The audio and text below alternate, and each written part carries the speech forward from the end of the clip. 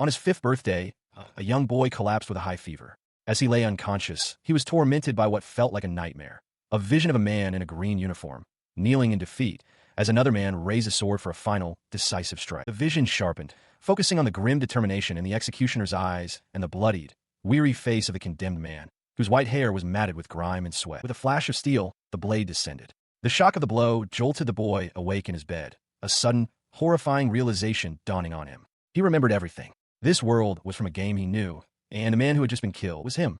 Sitting up, drenched in a cold sweat, the boy understood with chilling certainty that the vision was not a dream, but a prophecy of his own future. His memories of a past life flooded back. He recalled his favorite game, a grand strategy simulation set in a world of swords and magic. In it, the protagonist was destined to become the strongest knight and navigate life at a prestigious academy. The game's narrative involved forging bonds with companions, finding romance, and honing one's skills through friendly competition. But the ultimate objective was a serious one: to overthrow the villainous ducal family that was secretly plotting to seize control of the state. The boy's heart sank as he connected the final piece. He was that ducal family's second son. He had been reborn as Luke Huguro Dexterous, age 5. In the game, Luke was a reviled character with a particularly cruel nickname. He was known as the Creepy Face Toad. This character, Luke, was a minor villain who used his family's authority to harass commoners and act as an obstacle. The boy recalled that the game had some darker, more mature elements that he had found distasteful. The memories of the game's lore were stark. Luke's family had no interest in him. He was ostracized and bullied for being born without any magical talent.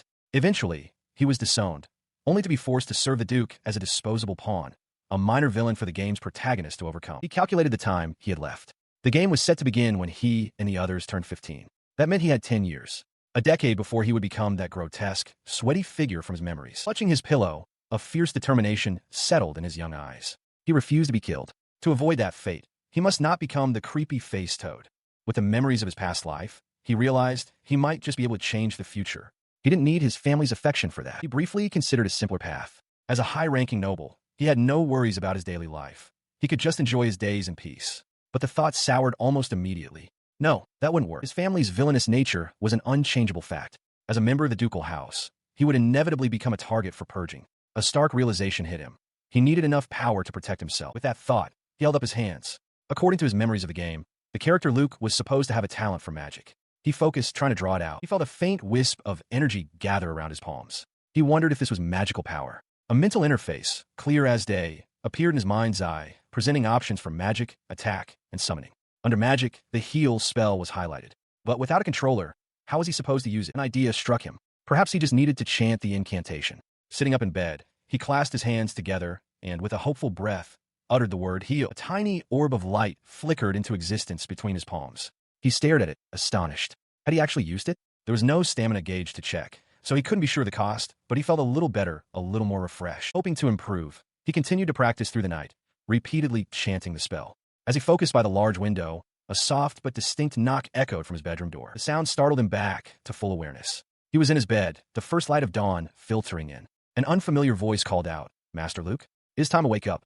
How are you feeling?" He blinked slowly. Morning already. He lay in bed, feeling the lingering effects of his exhaustion. Though his body was recovering, he realized he must have passed out from magical depletion. 10 uses of heal. That was his limit for now. As he pondered his new limits, a maid entered his room, helping him sit up as she asked if he was still unwell. He knew he needed to study magic properly, but there were too many things he didn't understand, and he couldn't very well ask his teacher for help with this. The maid, a 12-year-old beastkin named Syrup, was his personal attendant. She suggested that if he couldn't ask his father or a tutor, he should try studying on his own. She offered to read to him from a book titled Fundamentals of Magic, questioning if such a difficult text was all right. She admitted she preferred picture books, but thought he might like it, since he seemed to enjoy using magic. Seeing his opportunity, he put on his most charming and pleading expression, asking her for help. The request, delivered with such innocence, struck Syrup like an arrow to the heart. He pressed his advantage, clinging to her uniform from the floor. He explained that since he was a boy, he couldn't ask anyone else for help. He pleaded with her to teach him letters and arithmetic, asking if it was truly impossible. Completely won over, Syrup beamed with delight and readily accepted his request, telling him to leave everything to her. Her enthusiasm, however, was boundless.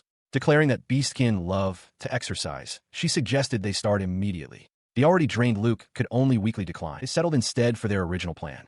As Syrup read aloud from the Fundamentals of Magic, Luke rested on the sofa, finding the complex text more difficult than he'd anticipated. She paused to ask if she was being helpful, and he assured her that she was. The book's explanation of magic power, a transparent energy drifting through the air, its effects varying based on the user's talent and the amount channeled, triggered a realization. That strange aura he had perceived must have been magic power itself. It seemed that he alone possessed the talent for it. He continued to process the information. The text described the method of casting, channeling magic power into a visualized image to activate a spell. It all clicked into place. He had been able to use heal simply because he held a clear, strong image of what healing entailed. His studies delved into the core distinctions of magic. He learned of non-elemental magic, the foundation for all spell casting, and elemental magic, a rarer form requiring special talent. It was said that nobles, in particular, were often born with the aptitude for these powerful elemental abilities. He drifted off to sleep with this knowledge fresh in his mind, confident that as a member of the esteemed dexterous family, he too would one day wield elemental magic. As he slept, Syrup gently lifted him from the chaise lounge where he'd been studying and continued to read the magic fundamentals aloud to him by his bedside. She gently pulled the covers over him, ensuring he was comfortable. The maid watched over him for a moment, her expression soft and caring as he rested peacefully. 1 year passed. In that time, Luke's magic capacity had steadily grown. He discovered that by depleting his magic reserves daily, he could raise his baseline power. Though he still lacked a proper teacher, he had diligently studied on his own, even researching countermeasures for the dreaded toadification. His life had changed in other ways, too. His 3 butlers and other maids had been dismissed, leaving only Syrup to attend to him. His thoughts turned to the protagonist from the game he remembered. The first priority, he knew, was health. The hero of that story had been plagued by a host of physical ailments: acne, spots, warts, obesity, and more. There were many areas for improvement. He recalled that in this world, people didn't seem to bathe or wash their faces daily.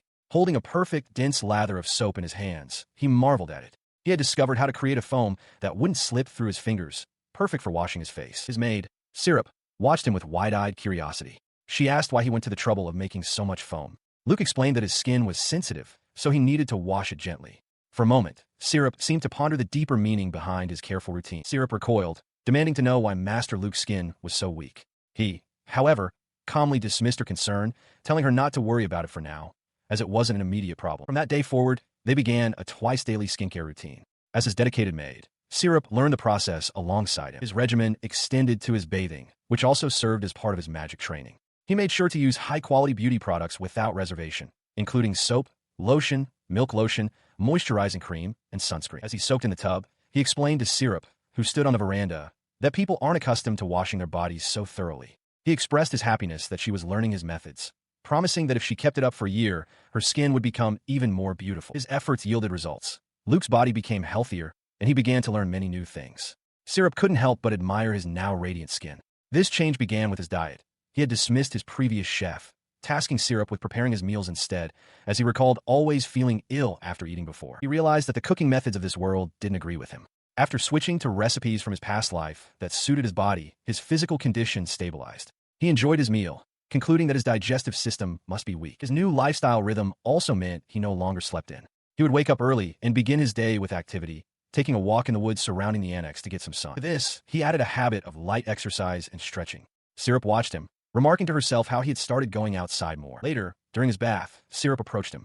She offered to teach him proper exercise techniques, but he declined, stating with a smile that it was his absolute will not to exercise of his own volition. She looked at him, puzzled, and asked if he was trying to live an easy, healthy life. With a serious gaze, he affirmed it, stating that he simply wanted to live as healthily and comfortably as he possibly could. He explained to Syrup that trying to live an easy life is, paradoxically, quite difficult.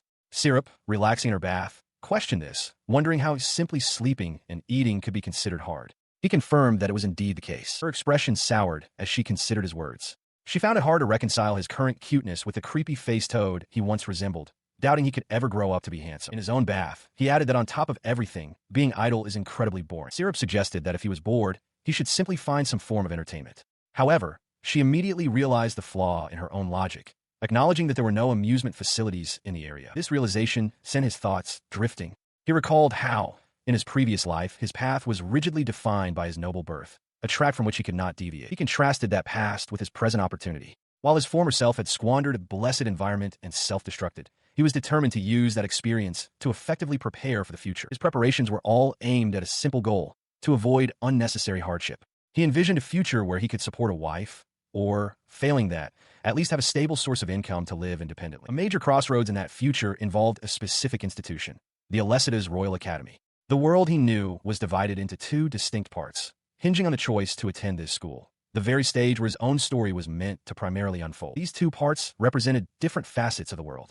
The strategy part involved resolving major incidents, while the academy part focused on character growth and relationships. The key was to balance both paths. Despite the clear paths laid out, a deep fear gripped him. He understood with chilling certainty that if he did not attend the academy, his chances of survival would plummet. Yet, even with that knowledge, he had his own reasons for wanting to go. He was determined to face the academy not just for survival, but because he had grown to deeply love the game and all of its characters. With this resolve, he vowed to fully enjoy his new life as Luke and achieve the highest possible level of happiness in this world. Later, Syrup playfully held him, reminding him that to live a fun and healthy life, he couldn't just do the bare minimum. She teased that he needed discipline, not just enjoyment, a sentiment he seemed to appreciate. Her expression then shifted to one of surprise. She questioned how he could possibly know that she was a trained swordswoman, a fact she had not revealed to him. He simply smiled, confirming his trust by stating he would leave all matters of swordsmanship to her. Beaming, Syrup happily accepted the responsibility before bidding him goodnight. The next morning, Luke remained asleep. Though he consistently refused to exercise, he knew it was essential for his health, which is why he had created a special magic to solve the problem. He held up his creation, a small, gelatinous creature born from his original non-elemental magic, which he named Val. This creature was a unique spell designed to perform his physical exercises for him while he slept. He began to mentally review the principles behind his creation. To understand Val, one first needed to understand non-elemental magic, the foundation of all spells, which is classified into 5 categories based on its application. He considered 2 of these categories: life magic, for daily tasks like light and cleaning, and enhancement magic for temporarily strengthening the body or gear. He recalled that anyone could use these, though their effectiveness depended on the user's skill or physical condition. He continued his explanation of the remaining categories of non-elemental magic. First was enchantment magic, which applies elemental properties to weapons, a skill he noted was exclusive to sorcerers and enchanters, and thus beyond his own ability. Next, he described support magic, which casts buffs or debuffs on others, its power determined by the clarity of the caster's mental image. For instance, tripling a subject's arm strength. Finally, he detailed recovery magic, which heals by channeling mana to activate cells. He mused that his knowledge from his previous world was most advantageous here, as a deep understanding of the body's inner workings greatly enhanced the magic's effect. This profound understanding of transforming mana was the basis for his newest creation, the autonomous magic entity, Val. He explained that using Val was simple. To demonstrate, he stood outside and commanded the slime to fetch a glass of water from a nearby table, which it did by enveloping the glass and bringing it over. With the demonstration complete, he declared that the main event could now begin. All Val needed was an order. Exhausted, he rested his head on a pillow at the table, entrusting the rest of the task to the slime. As he fell asleep, Val acted on its prior command, slowly enveloping his entire body. The slime then began to move his limbs for him, forcing his unconscious form through a rigorous workout, stretching, running, and kicking in his place. When the exercise routine concluded, he awoke panting and drenched in sweat. He noted with satisfaction that since he had been unconscious, the workout had been no problem at all. His plan was a success. Val moved for him, allowing him to train his body with remarkable ease. The physical consequences, however, were unavoidable. Lying on a couch later, he grimaced as the delayed onset of muscle soreness began to set in, right on schedule. Despite the discomfort, his true work continued. Surrounded by towering stacks of books, he acknowledged that while things were proceeding smoothly, there was still a great deal left to do. He awakens on the couch, a slight grogginess in his expression.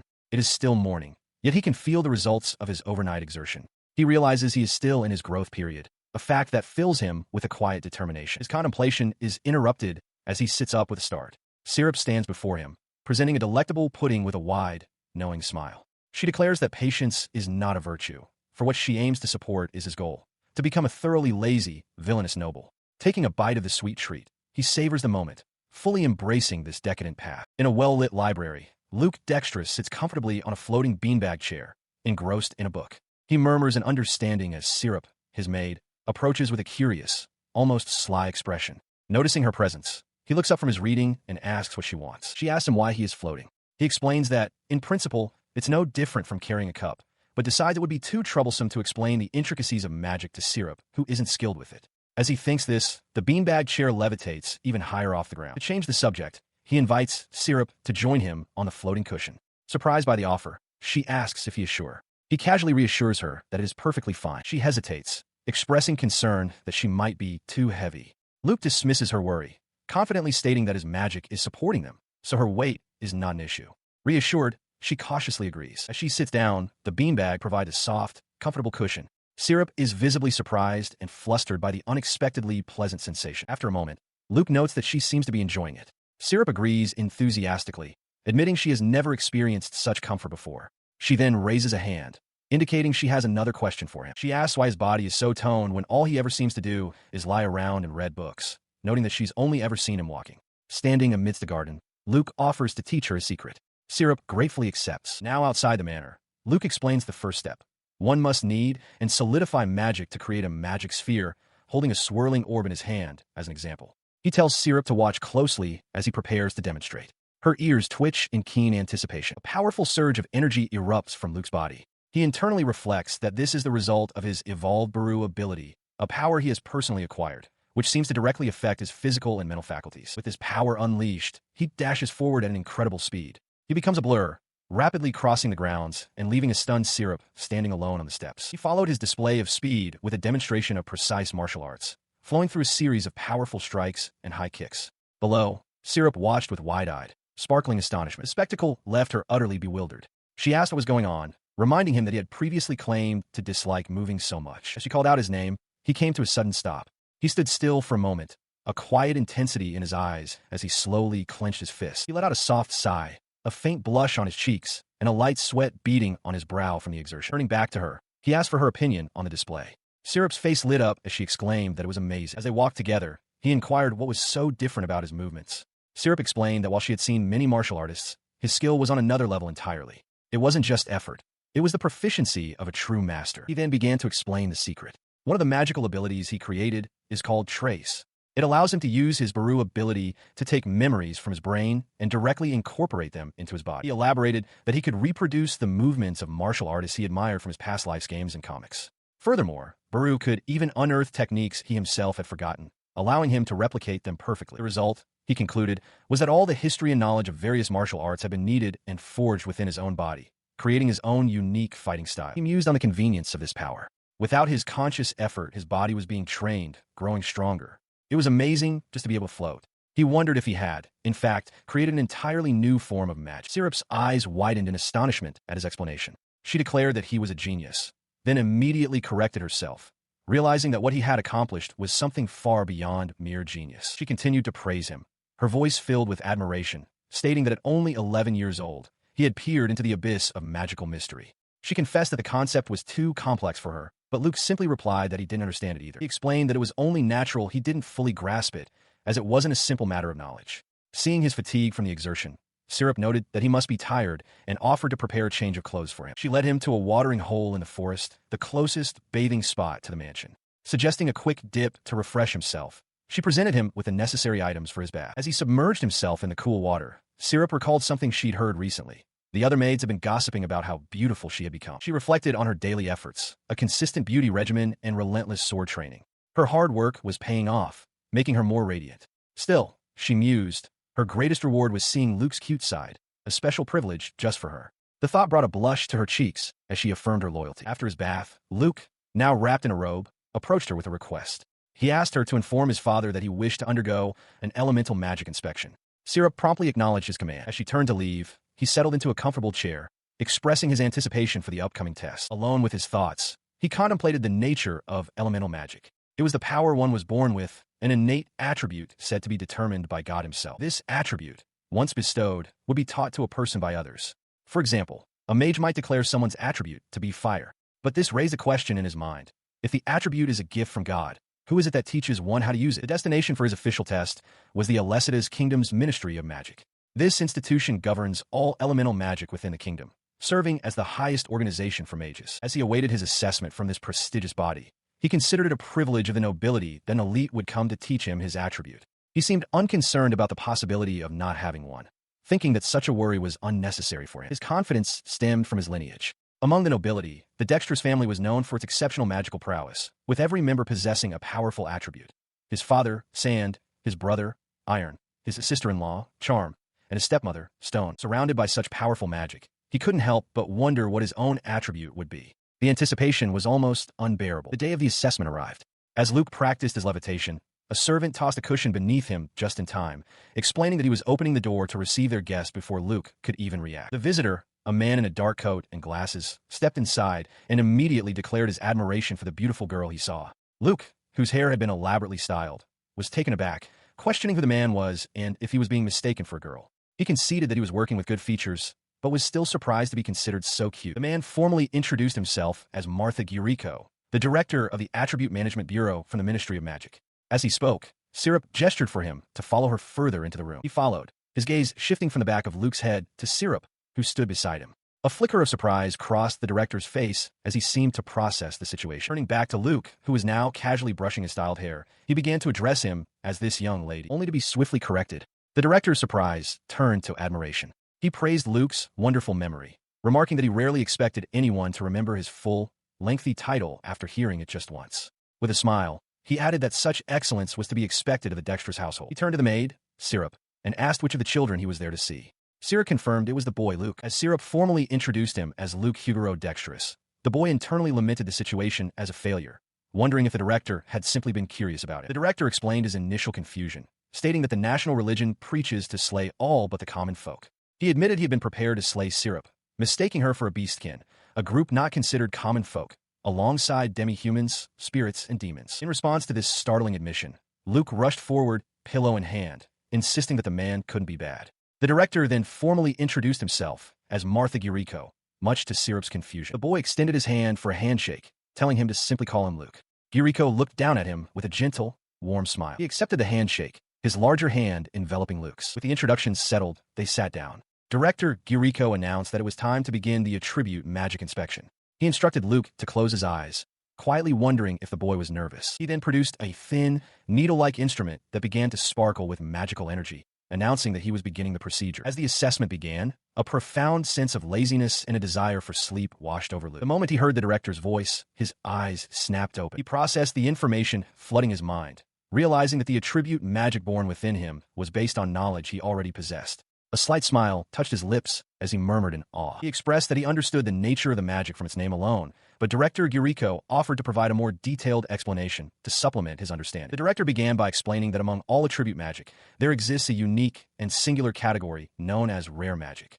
He confirmed that Luke's ability falls into this very classification. He continued, clarifying that while standard attribute magic is publicly registered for anyone to see, information about rare magic is kept strictly confidential. Guriko advised Luke to describe his ability simply as magic that affects the human body, a suggestion to which the boy readily agreed. Luke then asked about its practical applications and ease of use. Guriko replied that, irrespective of the attribute, all mages must diligently train to improve their abilities, a point Luke accepted without question. The director leaned in, stressing that this dedication is the sole path to mastery. His words resonated with Luke, who silently contemplated the meaning of facing one's magic. With a confident smile, he promised to remember the advice during his training, though he admitted that the revelation was still a surprise.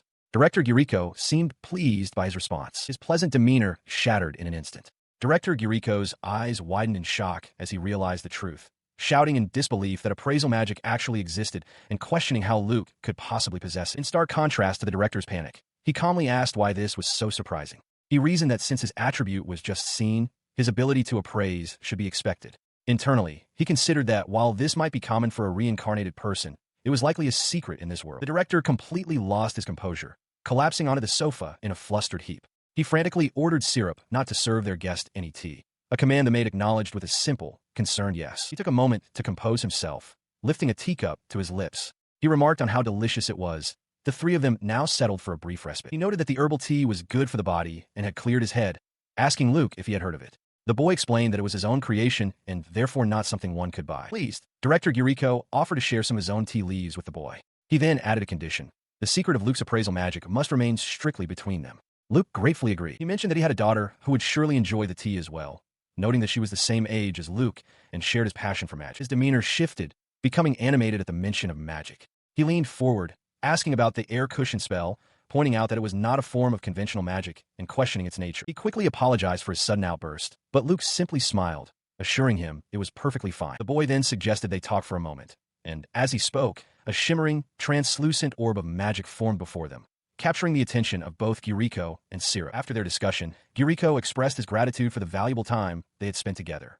As he prepared to leave, Luke called out to him, asking if he would consider becoming his teacher. The request caught him completely off guard. Flustered, Guriko questioned what he could possibly teach the boy, believing Luke had no need for a mentor. When Luke specified he wanted a magic master, Guriko dismissed it as a difficult matter. Luke clarified his request. He simply wanted to be able to send a letter, and receive a reply if he ever had questions about magic that he couldn't answer himself, asking if this could be considered a form of correspondence. In response to the boy's unusual request, director Guriko simply smiles, finding the proposition intriguing. Surprised by the positive reception, he asks if it's truly all right.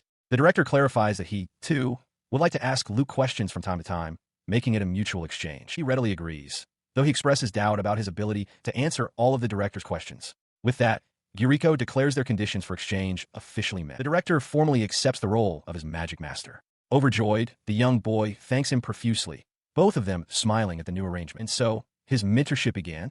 Through his correspondence with the director, Luke started to learn about his own magical aptitude for the first time. He learned that while most magic involves shaping raw power with an image, innate magic follows a different set of rules determined by one's inherent attributes. Through his appraisal skill, he was finally able to understand his own. For example, the innate magic of fire has basic spells like Ignition, Fireball, and Fire Arrow. He realized that once the fundamental knowledge was acquired, mastery was simply a matter of training. He then turned his focus to his own abilities, recalling that he possessed 3 innate magics of the sleep attribute. The first, simply called sleep, could induce slumber in a target upon physical contact, though its effectiveness varied based on magic power and the target's resistance, making precise control difficult. The second spell was sleep time, which allowed him to set a specific duration for the slumber, during which the target could not be awakened by any means. His third spell, sleep delete, was the opposite, a spell that forcibly prevented a target from sleeping. He considered the subtlety of his sleep spell. An unsuspecting target would likely awaken with no memory of what had occurred. However, he also had to account for countermeasures, such as innate magic resistance or defensive spells that could nullify his abilities. He considered the possibilities with a confident smirk. If a spell like Fire Arrow existed, then his own Sleep Arrow was just as valid. With it, he could easily put any distant opponent to sleep. This realization filled him with excitement. Both of his spells were incredible, practically cheat-level magic. As he gazed out the window, a wave of frustration washed over him. There was never enough time. He daydreamed about putting his tutors to sleep, allowing him to study and practice as much as he pleased. Poring over the correspondence from his new mentor, he felt a surge of impatience. There was no end to the magical experiments he wanted to conduct. Luke Dexterous finds that exercising in the morning helps him clear his head, allowing him to better focus on his magic experiments later in the day. As he stands outside the manor, Syrup calls to him from the top of the stairs, asking if his meal is ready. He confirms that she should prepare it. He has been taking turns cooking with Syrup, using memories from his past life to guide them. While her other maid duties are performed almost perfectly, her cooking style is more bold than delicate, often lacking in finesse and resulting in powerfully, if crudely, prepared dishes. Time passes. Now 11 years old, Luke reflects on the challenges that seem to increase year by year. He decides to wash off the sweat from his training. He heads to a nearby stream. As he stands in the cool water, his attention is caught by the unexpected sound of a person's voice. The voice belongs to a young girl, huddled and frightened. She is far from the house, in a place no one usually comes to, and she worries that she might die there all alone. He calls out to her,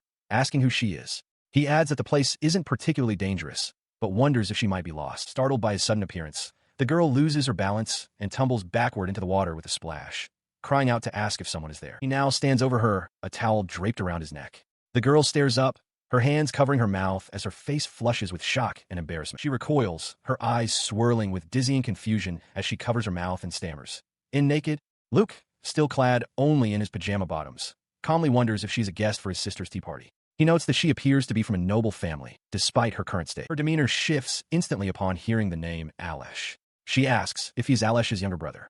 With a friendly smile, he clarifies that he is Luke Huguro Dexterous. In response, she performs an excessively deep bow, nearly striking her head on the ground. She loudly introduces herself as Karen C. Caribbean, from the house of Earl Caribbean, before muttering to herself, wondering why she is bowing so low. Luke watches on, thinking to himself that his sister is quite an interesting person. He then kneels down to her level and asks if she can use elemental magic. Her face lights up with a blush, a spark of intrigue in her eyes. He explains his love for magic and eagerly asks if she would demonstrate her abilities for him. She stands and confirms that she can, indeed, use it. With a bright, determined smile, she enthusiastically agrees. She asks where the shopkeeper is, then announces she is ready to begin. She apologizes for the imposition and lifts the hem of her skirt, revealing a small, ornate pouch tied to her thigh. It glows faintly with magical energy.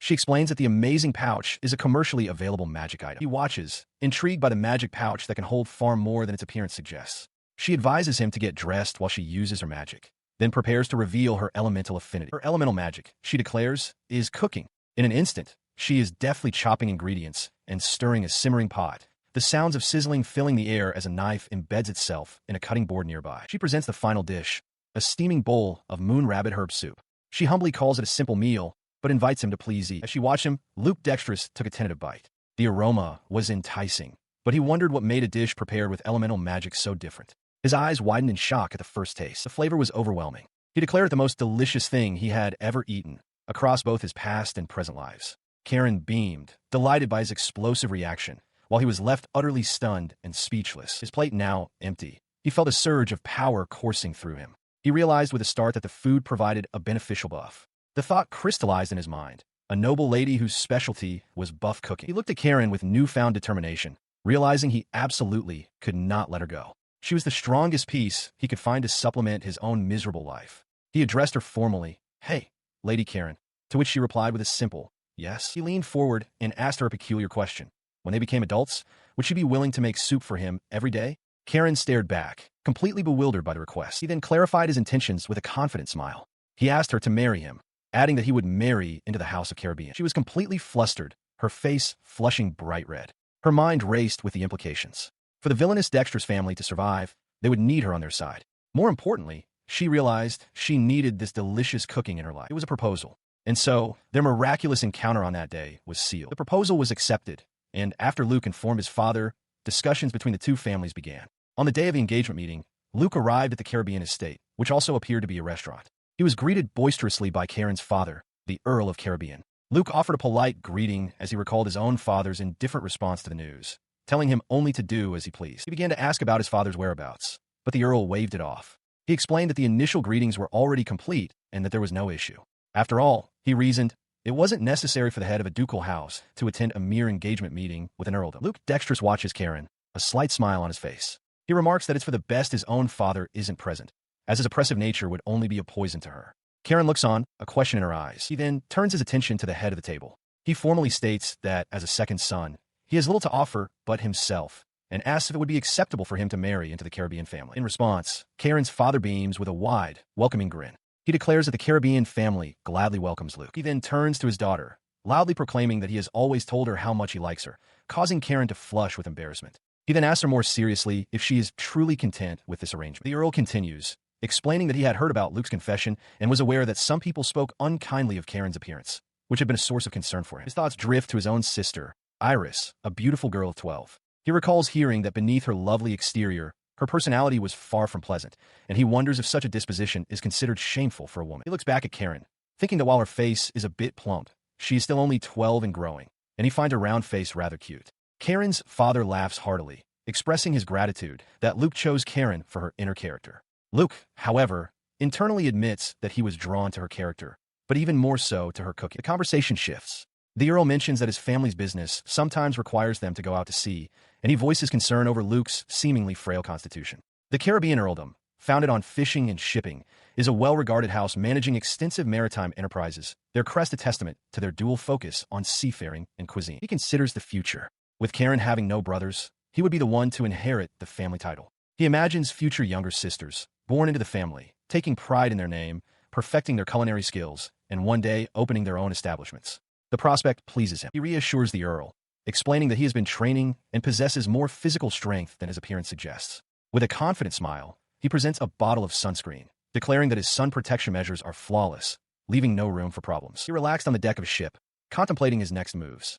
Once the cargo vessel was underway, he could simply rest. Then, it would be time to eliminate the nuisances. His thoughts were interrupted by the Caribbean Earl, who smiled warmly. The Earl encouraged the two of them to enjoy their conversation and formally asked Luke to take care of his daughter. Both Luke and Karen acknowledged him respectfully, addressing him as father-in-law. With a boisterous wave, the Earl laughed, telling them they were getting ahead of themselves as he departed. Left alone, Karen turned to Luke, her expression suddenly serious. After a moment of hesitation, she called his name. When he asked what was the matter, she declared with wide-eyed determination that she wanted to become beautiful enough to stand beside him. He considered her words, recalling that he had heard of her beauty and health since she was a child. He mused that despite being a man, he himself was considered beautiful. Karen quickly clarified that wasn't what she meant, dismissing the idea that her sister was the cute one. His gaze drifted to his sister, Iris, who sat alone nearby. He noted that there was no one else around to have such a conversation with. Karen pressed on, explaining that she wanted his help because he seemed unguarded. He turned back to her, agreeing to help but warning that she must be prepared. She asked hopefully if she could become beautiful too. He affirmed that she could, assuring her that the method was quite simple. Karen blinked in confusion, questioning if it was truly simple. He explained that methods like hibernation or herbal diets were merely for weight loss and not the complete solution. He suggested they move to a more private location, as the current one had too many potential eavesdroppers. Taking the opportunity, Karen asked if they could call each other by their first names, Karen and Luke. He readily agreed. Turning, he summoned Syrup. He informed her that they would continue their discussion in his room and instructed her to stand guard, ensuring no one was listening in. Syrup acknowledged the command as Karen and Iris prepared to follow. He began, stating that with his sister's matter also at hand, they should proceed with caution and get straight to the point. His diet method, he explained, involved the use of magic. Karen reacted with surprise, questioning if he meant magic. He elaborated that, simply put, it was a way to exercise while asleep. Acknowledging it sounded difficult, he promised to explain it in order. His own attribute magic, he revealed, was a combination of sleep and sloth. Karen expressed her gratitude, impressed by his two attributes, as he confirmed he would be using his sleep magic for this. He continued, explaining that the procedure was simple. He would use his sleep magic to introduce a being he called Val into her body. This entity, a formless attribute magic, would then simulate exercise for her while she slept. As he summoned the small, blob-like creature, Karen couldn't help but find it cute. She correctly deduced that Val was an autonomous form of magic. To demonstrate its function, he offered to use it on himself first, so she could observe. He then performed a simple, 1-minute routine he called sleep time, a demonstration of the form Val would replicate. A minute later, he turned to her, asking if it looked like a martial arts form. Her hands flew to her mouth in astonishment, her eyes wide with shock as she stammered that it was amazing. Wiping a bead of sweat from his brow, he admitted that despite not being consciously aware of the movements, it was still quite tiring.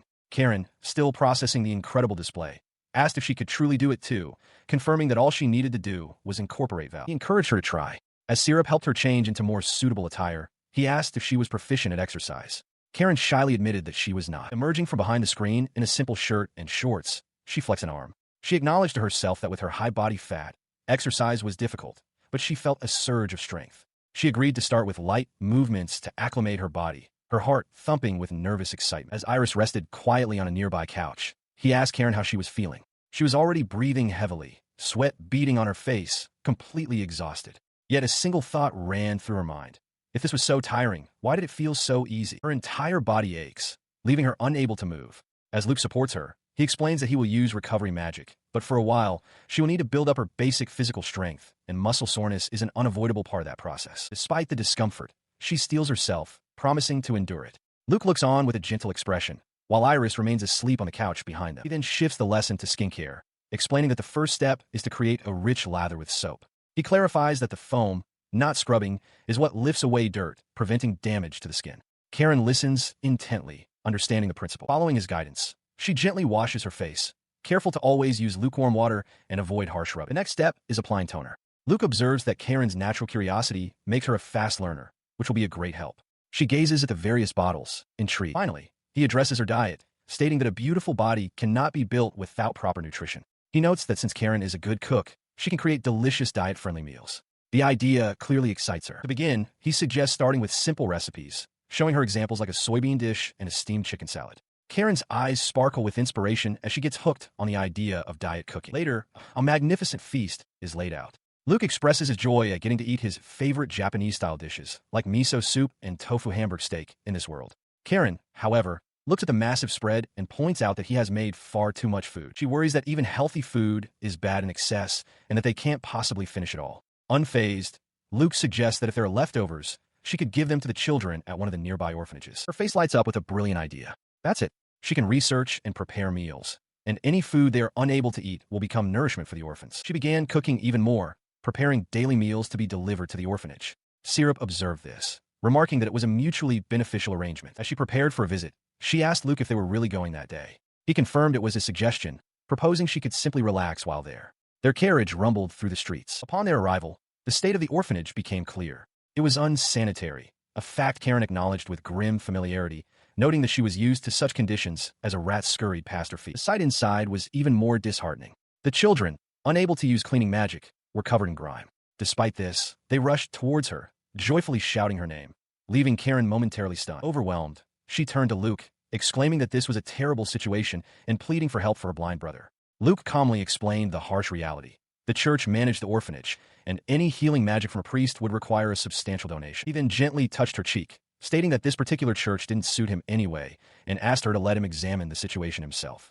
His touch left Karen flustered and speechless. They entered a small room where a young boy lay in bed, his breathing shallow and labored. Luke immediately assessed the situation, noting that the environment was detrimental to the patient's health and that he was likely suffering from pneumonia. Without hesitation, he began to act, placing his hands over the boy's chest. He channeled his magic, focusing his intent on healing the boy's damaged respiratory system. The magic took effect almost instantly as the boy's breathing steadied. Karen, overcome with relief, was thankful he was all right. When she tried to ask about payment, Luke simply told her it wasn't necessary. He then explained his reasoning plainly. As the son of a ducal house, money was of no concern to him. The healing, he stated, was merely an experiment for his own magical practice. He watches as Karen stares at him, her eyes filled with emotion. He explains that now he knows the illness can be cured with recovery magic. He should be the one thanking her, not the other way around. Moments later, he speaks with his maid, Syrup. He thanks her, remarking that a promising child would have a better chance at life if their environment were improved. Following this, Syrup approaches the orphanage director in her office. With a confident smile, she remarks that a duke has more than enough money to go around, so using a little of it shouldn't be a problem. Luke then steps forward, presenting the director with a pouch containing 50 gold coins. He tells her that while he finds it a bother, she is to use the funds to improve the orphanage's sanitation and provide education. He makes it clear that refusal is not an option.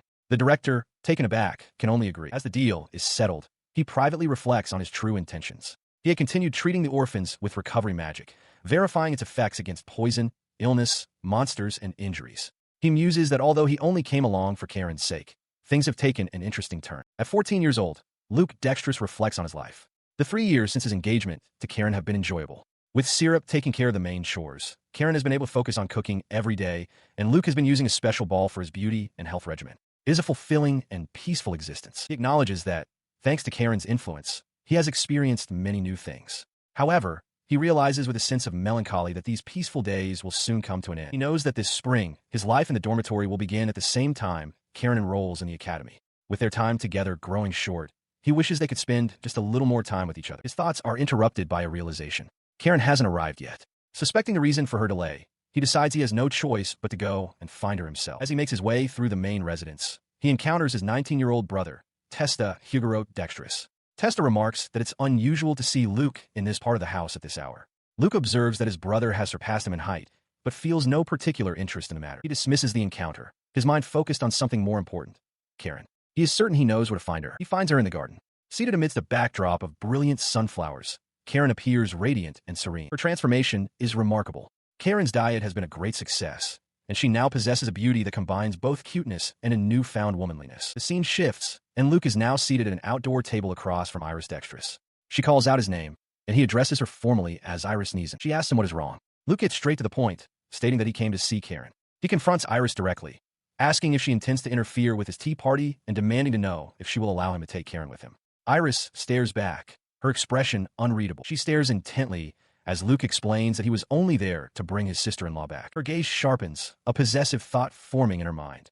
Any man who meets her eyes desires to make her his own. This intensity is lost on Karen, who apologizes to Luke, explaining that she had wanted to talk. Luke dismisses her, saying it has no effect on him, but Karen privately thinks that he finds her cute regardless. He turns his attention back to Iris, insisting that Karen is not a bad person and asking if she is finished. In response, Iris rises from her seat. She declares that if he likes Karen, he can see her at the academy. Unfazed, Luke confidently tells Karen to wait for him, as he will also be attending the following year. As he speaks, Iris's expression darkens. The confrontation delights Karen, who blushes at the thought of two beautiful people vying for her attention, even finding the flustered Iris to be cute. Seeing no other option, Luke gives a slight bow of resignation, remarking that it can't be helped, while Iris struggles to compose her frustrated expression. He then glances back with a confident smile, reminding Iris that she will also be at the academy soon and encouraging her to do her best. Just then, a well-dressed man approaches their table, taking Karen's hand. He gently tells her it's time to leave and not to be upset.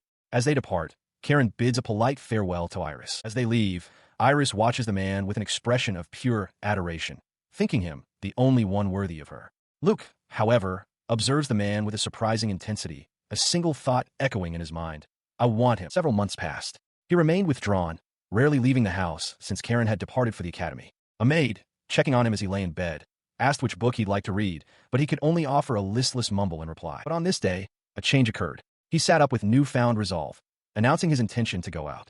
Syrup stood by, ready to assist.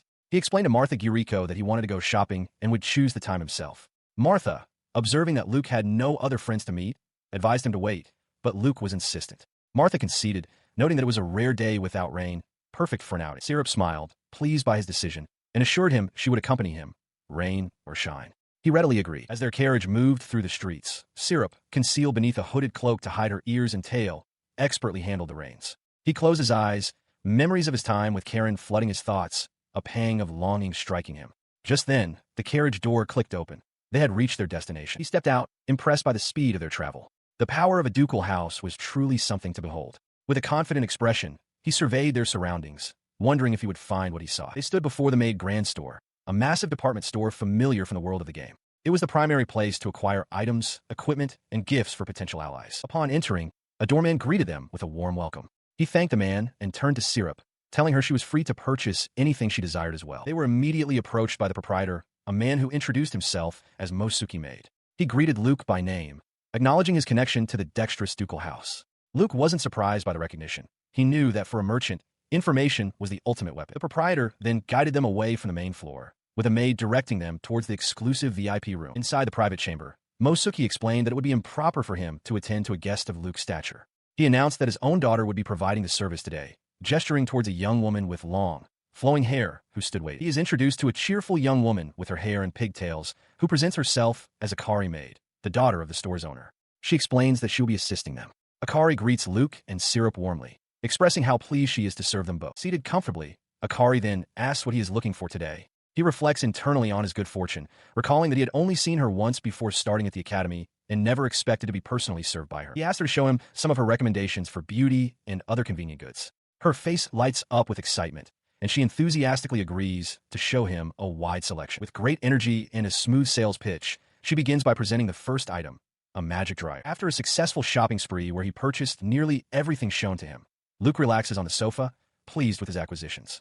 His thoughts then turn to his companion, and he asks Syrup what she would like. She seems hesitant to ask for anything. He gently insists, noting that they rarely have the chance to shop together and that he wants to give her a gift. At that moment, Akari steps in, presenting an open box to Syrup. Inside is a striking red choker, which she suggests would suit the maid perfectly. Syrup's eyes widen as she examines the beautiful item. She immediately becomes flustered, protesting to Luke that as a servant, she cannot possibly accept such a gift. He dismisses her concern, simply telling her to take it. He holds the box out to her, explaining it is a small thank you for everything she does for him. He then asks, with a slight smile, if she had noticed that he seemed to take a liking to it. A blush spreads across her face as she looks down at the gift.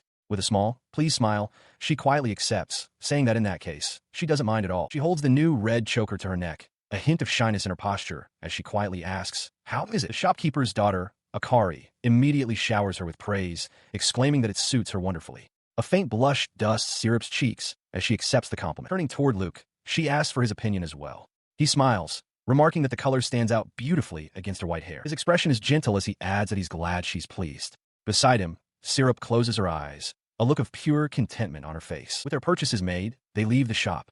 Akari sees them off with a warm thank you, and Luke reflects on what a satisfying day it has been. He considers that having a day like this every once in a while isn't so bad after all. As their carriage travels through the city, his thoughts turn to the future. He knows he'll be leaving for the academy next year, and feels he should see a bit more of the world before then. Later, back in his room, a more serious realization dawns on him. There is something he must resolve before leaving home, a decision spurred by the memory of his past self, the one known as creepy-faced Toad Luke. He stretches wearily. The thought of it is a nuisance, but he knows it must be done. The path of atonement, he concludes, is a steep one. Luke Dexterous had always harbored a deep-seated question regarding his own appearance, a stark contrast between the sickly, disfigured boy he once was and the person he had become. He gazed into the mirror, finding it impossible to imagine his current self from the memory of his past, even though the fundamental features had always been his own. His former, unhealthy reflection stared back at him as he pondered the cause. Could a slovenly lifestyle alone have caused such a transformation? He had considered that the food of this world simply didn't agree with him, but the ingredients were the same as in his previous life. The possibility of allergies had also been investigated, but no answers had been found. Frustrated by his thoughts on food and ingredients, he decided there was one person who might know something, Karen. He presented his query to her. Karen, designated as the first witness, examined a document and delivered a chillingly simple answer.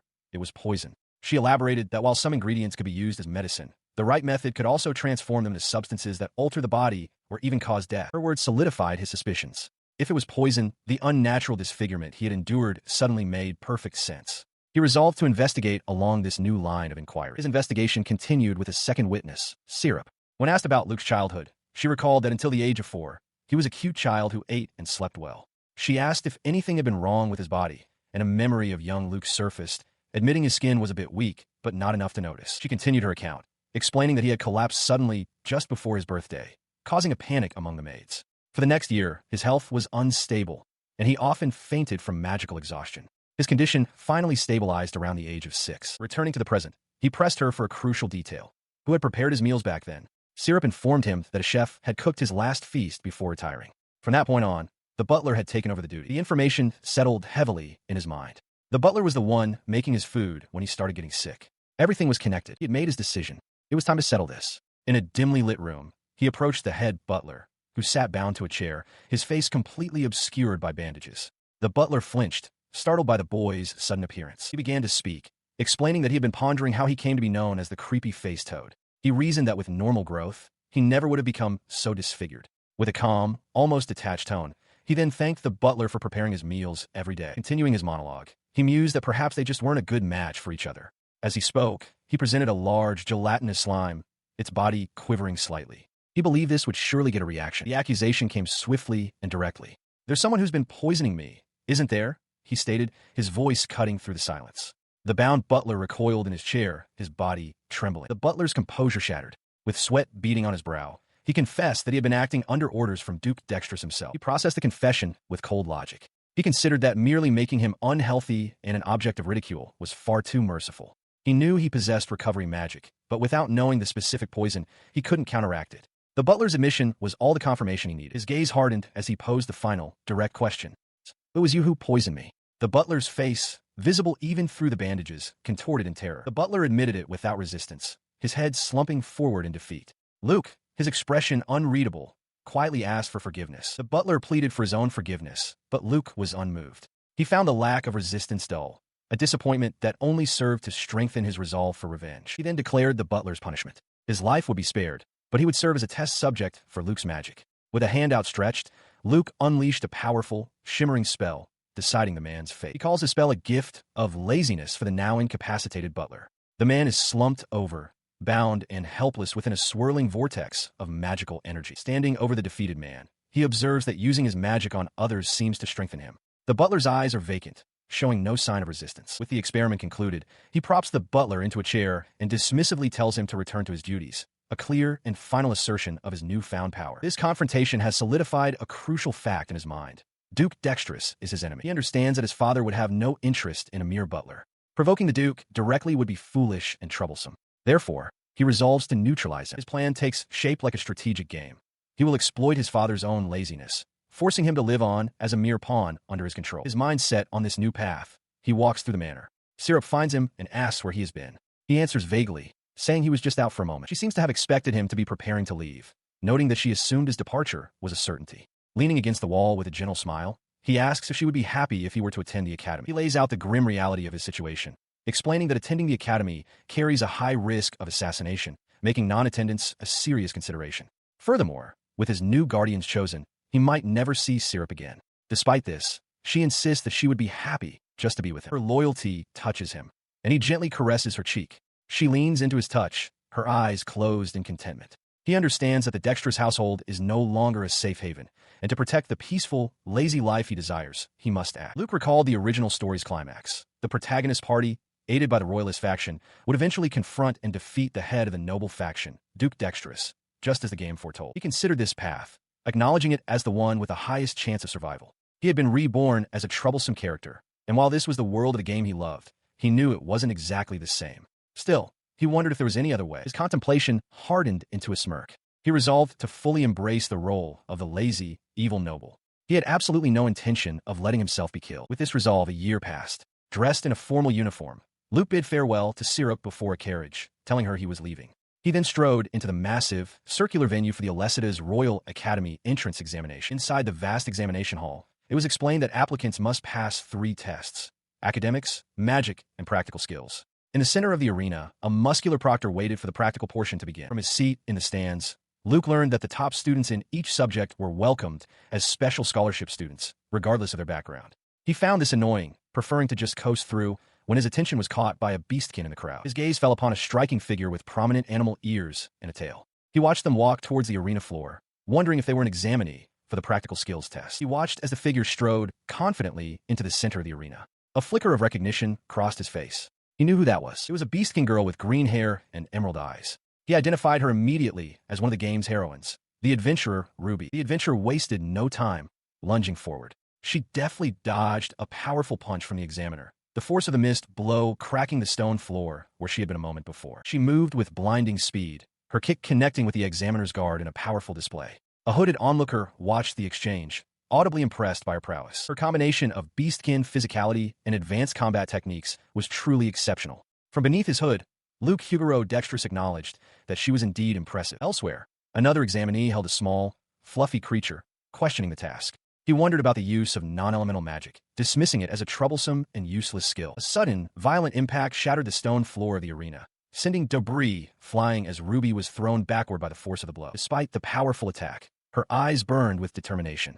From the sidelines, Luke, still acting as an assistant, called out for the next participant in line. Her intense focus wavered for a moment as she glanced over, a hint of confusion on her face. He turned away, patting the shoulder of a dejected applicant. He realized she had seen him but wasn't concerned. After all, they would surely meet again once he was enrolled. A few days later, Syrup delivered his acceptance letter. Luke was entirely untroubled, knowing from the game that the original Luke had passed with excellent results. His own failure was never a possibility. With his place at the academy secured, he stood beside the game's protagonist. A new chapter was beginning. An adult love strategy simulation was about to unfold. Dressed in a pristine, dark formal uniform, Luke dexterous examines his reflection. He admits to himself that he looks quite beautiful, a stark contrast to his usual appearance. Turning to his maid, Syrup, he learns the carriage is ready. He thanks her, remarking that he's not used to seeing himself so well-dressed after the shabby life he's led until now. His destination is the Alecida's Royal Academy. It is the oldest and most prestigious academy in the kingdom, a grand stage where the various ideals and ambitions of the world, much like those from the game he remembers, intersect and clash. While most of the students are children of the nobility, the academy has recently opened its doors wider. Now, even commoners can enroll as special scholarship students, provided they possess exceptional talent. The curriculum is divided into 3 main disciplines: combat, magic, and science. This focus is a necessity, as the kingdom is dotted with numerous dungeons from which monsters can overflow. The Academy's primary mission is to cultivate the talent needed to counter this ever-present threat. Beyond its military function, the Academy also serves as a premier research institution, pouring significant effort into the advancement of magic. It is a place of great interest, boasting legendary class mages among its instructors. Success in this world, as Luke understands it, hinges on 3 key factors: the improvement of one's fundamental abilities, or status, the cultivation of relationships with key heroines, and the precise management of events, or flags, to follow a desired path. With this knowledge from his past life, he knows his part to play. He must support the protagonist from the shadows, all while performing the role of a villainous noble. It is a path he must walk to avoid the death route that awaits the character of Luke Dexterous. He reflects that he is no longer the creepy-faced toad from a game, so the future will surely unfold differently. But still, he must survive, not just for himself, but for the sake of others. Pulled from his thoughts, he hears Syrup ask if he has forgotten anything. He smiles warmly, assuring her that he has not, since she prepared everything for him. Her expression, however, is one of concern. She clenches her fists, frustrated. A rule dictates that a student's attendant cannot be more than 2 years their senior. If not for that, she would have been the one to look after him. Her sense of mission, her drive to protect him, only intensifies. She holds his hands as he explains the Academy's rules. While attendants are permitted to assist with daily life, the regulations prevent Syrup from accompanying him, as she is 7 years his senior. He admits he would be happy if she could come, but resigns himself to the fact that it's impossible. He continues, noting that some noble houses educate attendants from a very young age for this purpose, but his family was never one of them. She can only offer a quiet affirmation. He then tries to reassure her, admitting he's a bit anxious about the attendant assigned by the Duke, but insists he'll manage. He tells her not to worry, claiming he's no longer the my-pace Luke she once knew and that everything will be all right. He flashes a confident smile, asking if she doesn't think he can take care of himself. He adds that Karen will also be at the academy, a fact Syrup seems to acknowledge silently. Her expression hardens with resolve. She interrupts his reassurances, her voice firm as she declares that it is her wish to be the one to care for him. Her declaration touches him deeply. He looks down at their joined hands and whispers his thanks. His mind drifts back to a memory of Syrup holding him as an infant, a constant protector since his earliest days. He recalls how she filled the void left by his family, offering him an abundance of love and affection that his blood relatives never could. To him, she was more than a maid. She was his benefactor. Returning to the present, he considers how she managed every aspect of his life in the mansion. The thought of a single day without her suddenly seems more daunting than he had anticipated. With a surge of emotion, he calls out her name, declaring that she is his one and only family. He pulls her into a sudden, tight embrace, his face buried in her shoulder. He confesses that his debt of gratitude to her is immeasurable, but vows that he will find a way to repay her someday. Caught off guard, Syrup's initial shock gives way to a softer expression. As she returns the embrace, her hands resting gently on his back, she tells him she will believe in him and wait for his return. Yet, an unspoken reservation lingers in her mind, a single word left hanging, but she holds him in a tight embrace, her face etched with sadness as she admits she will be lonely. Buried in her shoulder, Luke confesses that he will be lonely as well. He pulls back slightly, giving her a final request, to look after the house while he is away. He reminds her that he will return at the end of the year, and that she only needs to endure until then. Syrup quietly agrees. The horse-drawn carriage departs, clattering down the street. As he rides, Luke reflects that even though they will be apart, he will always cherish Syrup, a thought that has been paramount since his school life ended. From outside, a servant's voice wishes him a safe return, promising they will await him. He recalls asking her if she would come with him when he graduates from the academy and leaves the ducal house. He had thought he would have no choice but to let her go at that point. Syrup had simply affirmed that it would be fine. He had expressed his relief, vowing that he would never let her go. He then added a single condition to his promise, if Karen would allow. She had then declared that when that time comes, she would make him part of her true family. Startled, he questioned her meaning.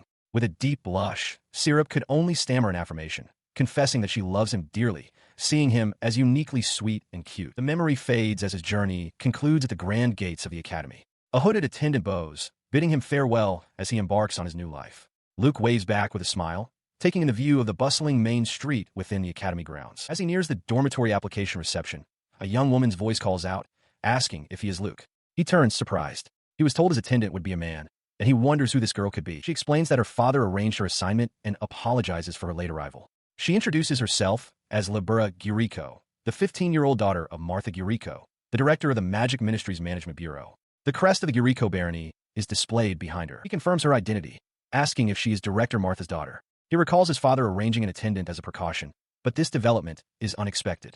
He had only known of the heroine's father, Mosuke, and finds this new connection interesting. Labbora insists he drop the formalities and simply call her Labbora. He listened as his new attendant. Labbora spoke with bright enthusiasm. She explained that she loves magic and aspires to work for the Ministry of Magic one day, a detail she had apparently shared with his father. He questioned her ambition, pointing out that women who try to join the ministry are often ridiculed. Labbora met his gaze with unwavering resolve, declaring that she would absolutely succeed. She continued with confidence, certain that her talent and serious approach to magic would ensure her success. With a bright, closed-eye smile, she thanked him. As they walked, she formally began her duties as his attendant. He told her not to worry about him, as he could manage on his own, but Labbora insisted, stating her personal desire to care for him.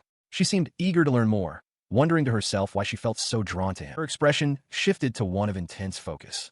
Peering at him through her fingers, she declared with sudden insight that for him, magic is an art. He recalled a key detail from the original story.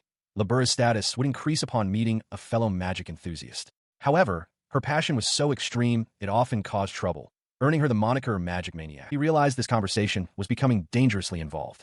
Labbora, however, abruptly cut the topic short, announcing that they must first handle the dormitory application. She insisted that she couldn't bother him with such things and admitted her own zealousness had been excessive. She then proposed they have a tea time to discuss magic until their appointment, suggesting they find a suitable place. He agreed, and soon they were seated at a small table, the aroma of tea filling the air. He complimented the delicious tea, thanking her for the shipments he'd been receiving.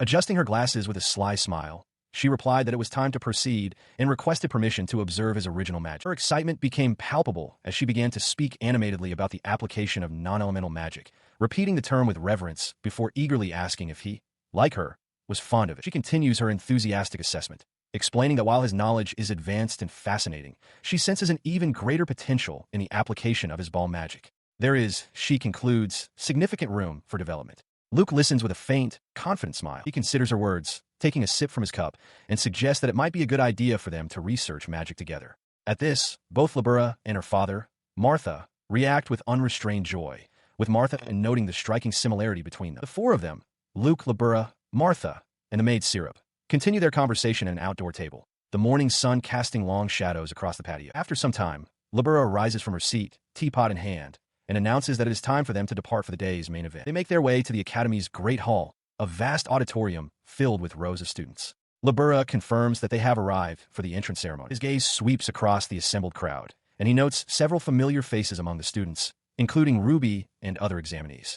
He even spots the protagonist from the original game story. Suddenly, his attention is sharply drawn to something, his expression shifting to one of startled concern. An intense, hostile gaze cuts through the crowd, locking directly onto him from a distance. The protagonist's eyes are fixed on him, a knowing smirk playing on his lips as he recognizes Luke from across the auditorium. He wonders if Luke has noticed the stare, a look filled with undisguised hostility and a profound sense of disgust. Luke dexterous calmly met the intense stare from across the hall. He considered the situation, realizing that while this should have been their very first meeting, the other boy's expression told a different story. It seemed that for his counterpart, this was far from a simple first encounter. Inside the academy, Labbora Guriko notices Luke dexterous staring intently at another student. She asks him what's wrong, and he wonders aloud why the boy is directing such hostility towards him.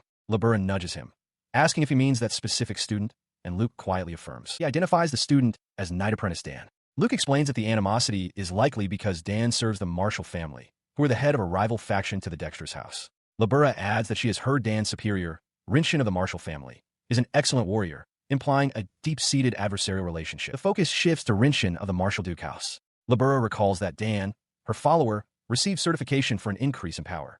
She initially wonders if he has mastered all elemental magic, but then realizes she is looking at a magic dictionary. She clarifies that while Renshin herself is not adept with magic, she is certified in the use of elemental magic. Luke recalls one of the potential story paths from the game.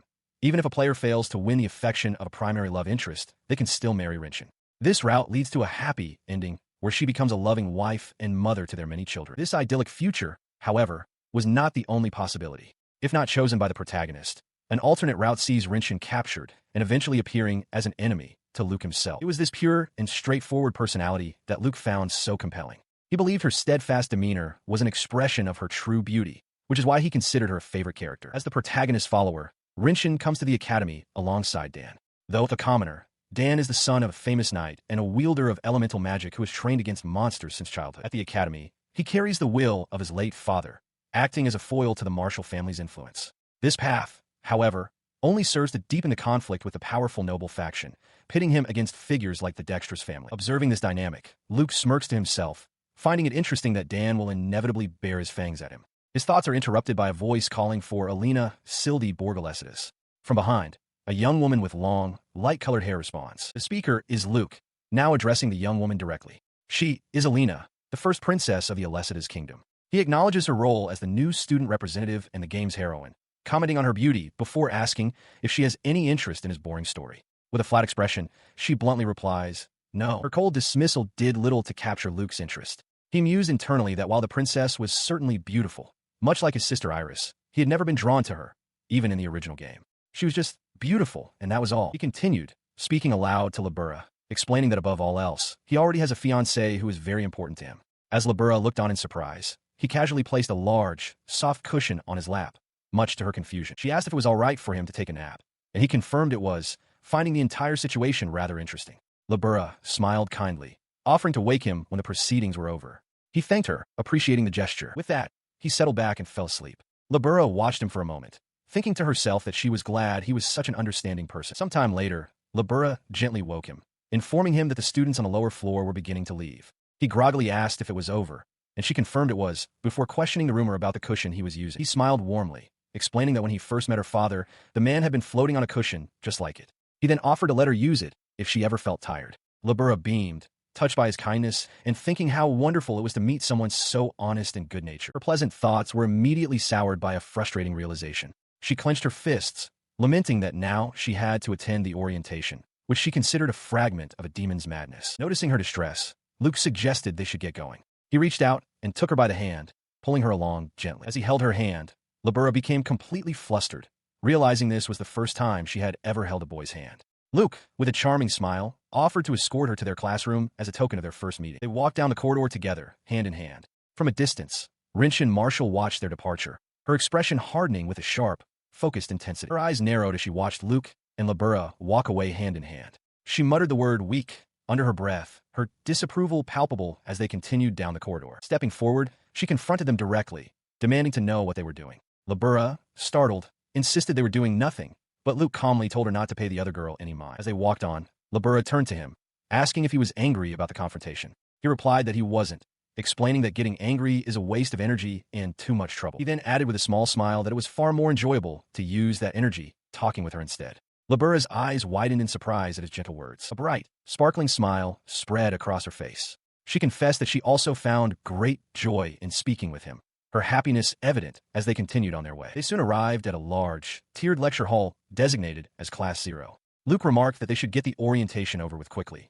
He noted that the seats were unassigned and that it seemed all the students had gathered. At the front of the room, a man with slicked back hair and glasses introduced himself as Grolin Lasarka, the homeroom teacher. Labbora recognized him as the teacher who would be explaining the game to them. He was then joined by a tall, elegant woman with long, light-colored hair and pointed ears, who introduced herself as the assistant homeroom teacher, Silas. Luke immediately recognized her as the most difficult heroine from the game, an elf who had lived for centuries, known as the Witch of the Abyss of Magic. Another student, a girl named Muriel, spoke up to clarify the nature of their class. She explained that Class 0 consists of 20 students, including 3 on special scholarships, and that the academy gathers top performers regardless of family background, judging them solely on their abilities. Roland thanked her for the excellent question.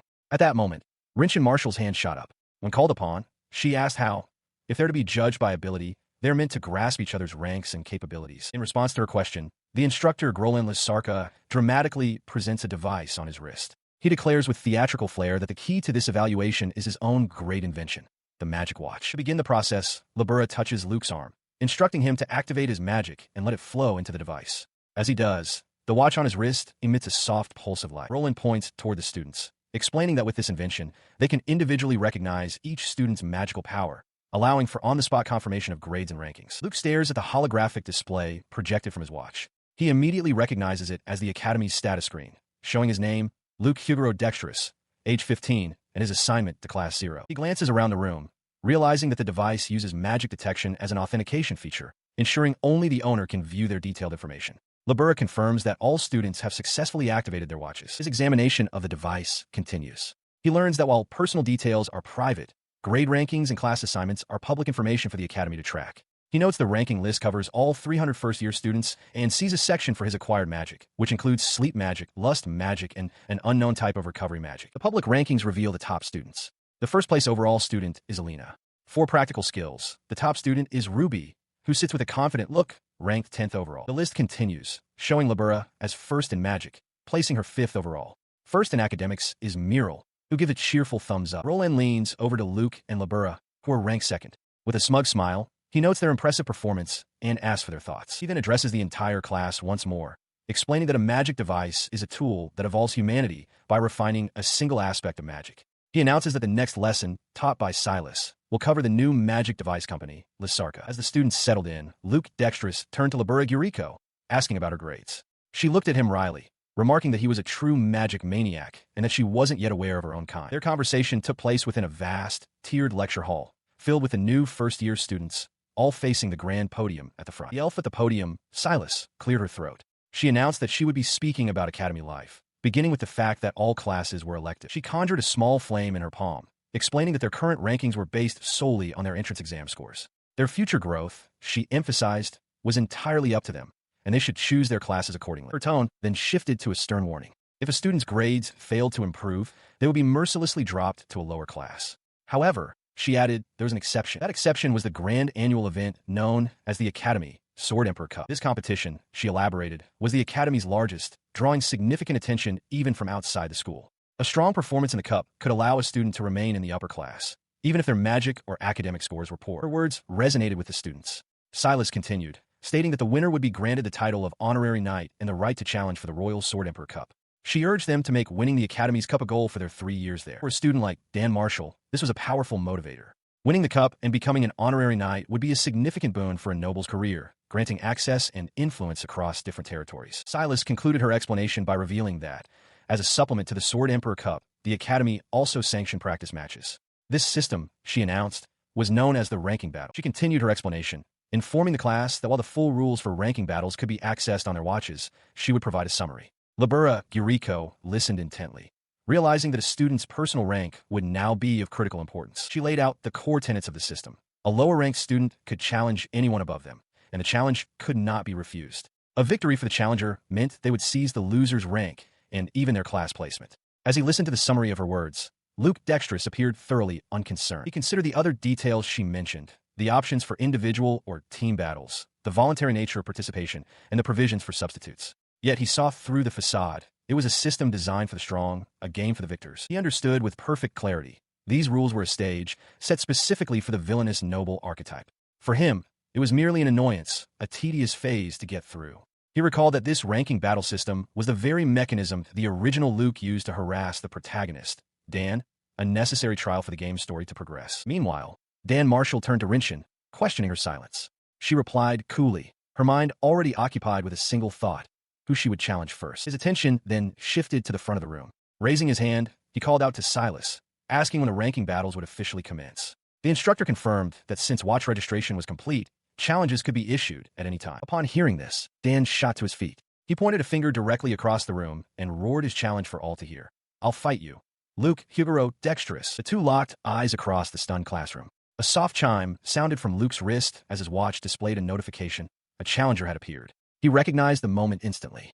The tutorial battle had begun, the first official duty of the villainous noble. Luke, dexterous, recalls the original flow of the tutorial battle. In that timeline, Dan Marshall, possessing only magical talent, is naturally defeated. Luke then seizes the opportunity to thoroughly crush Dan's spirit, cementing his own villainous reputation. However, in this reality, Dan's favorability with those around him is on the rise, allowing him to enjoy his school life.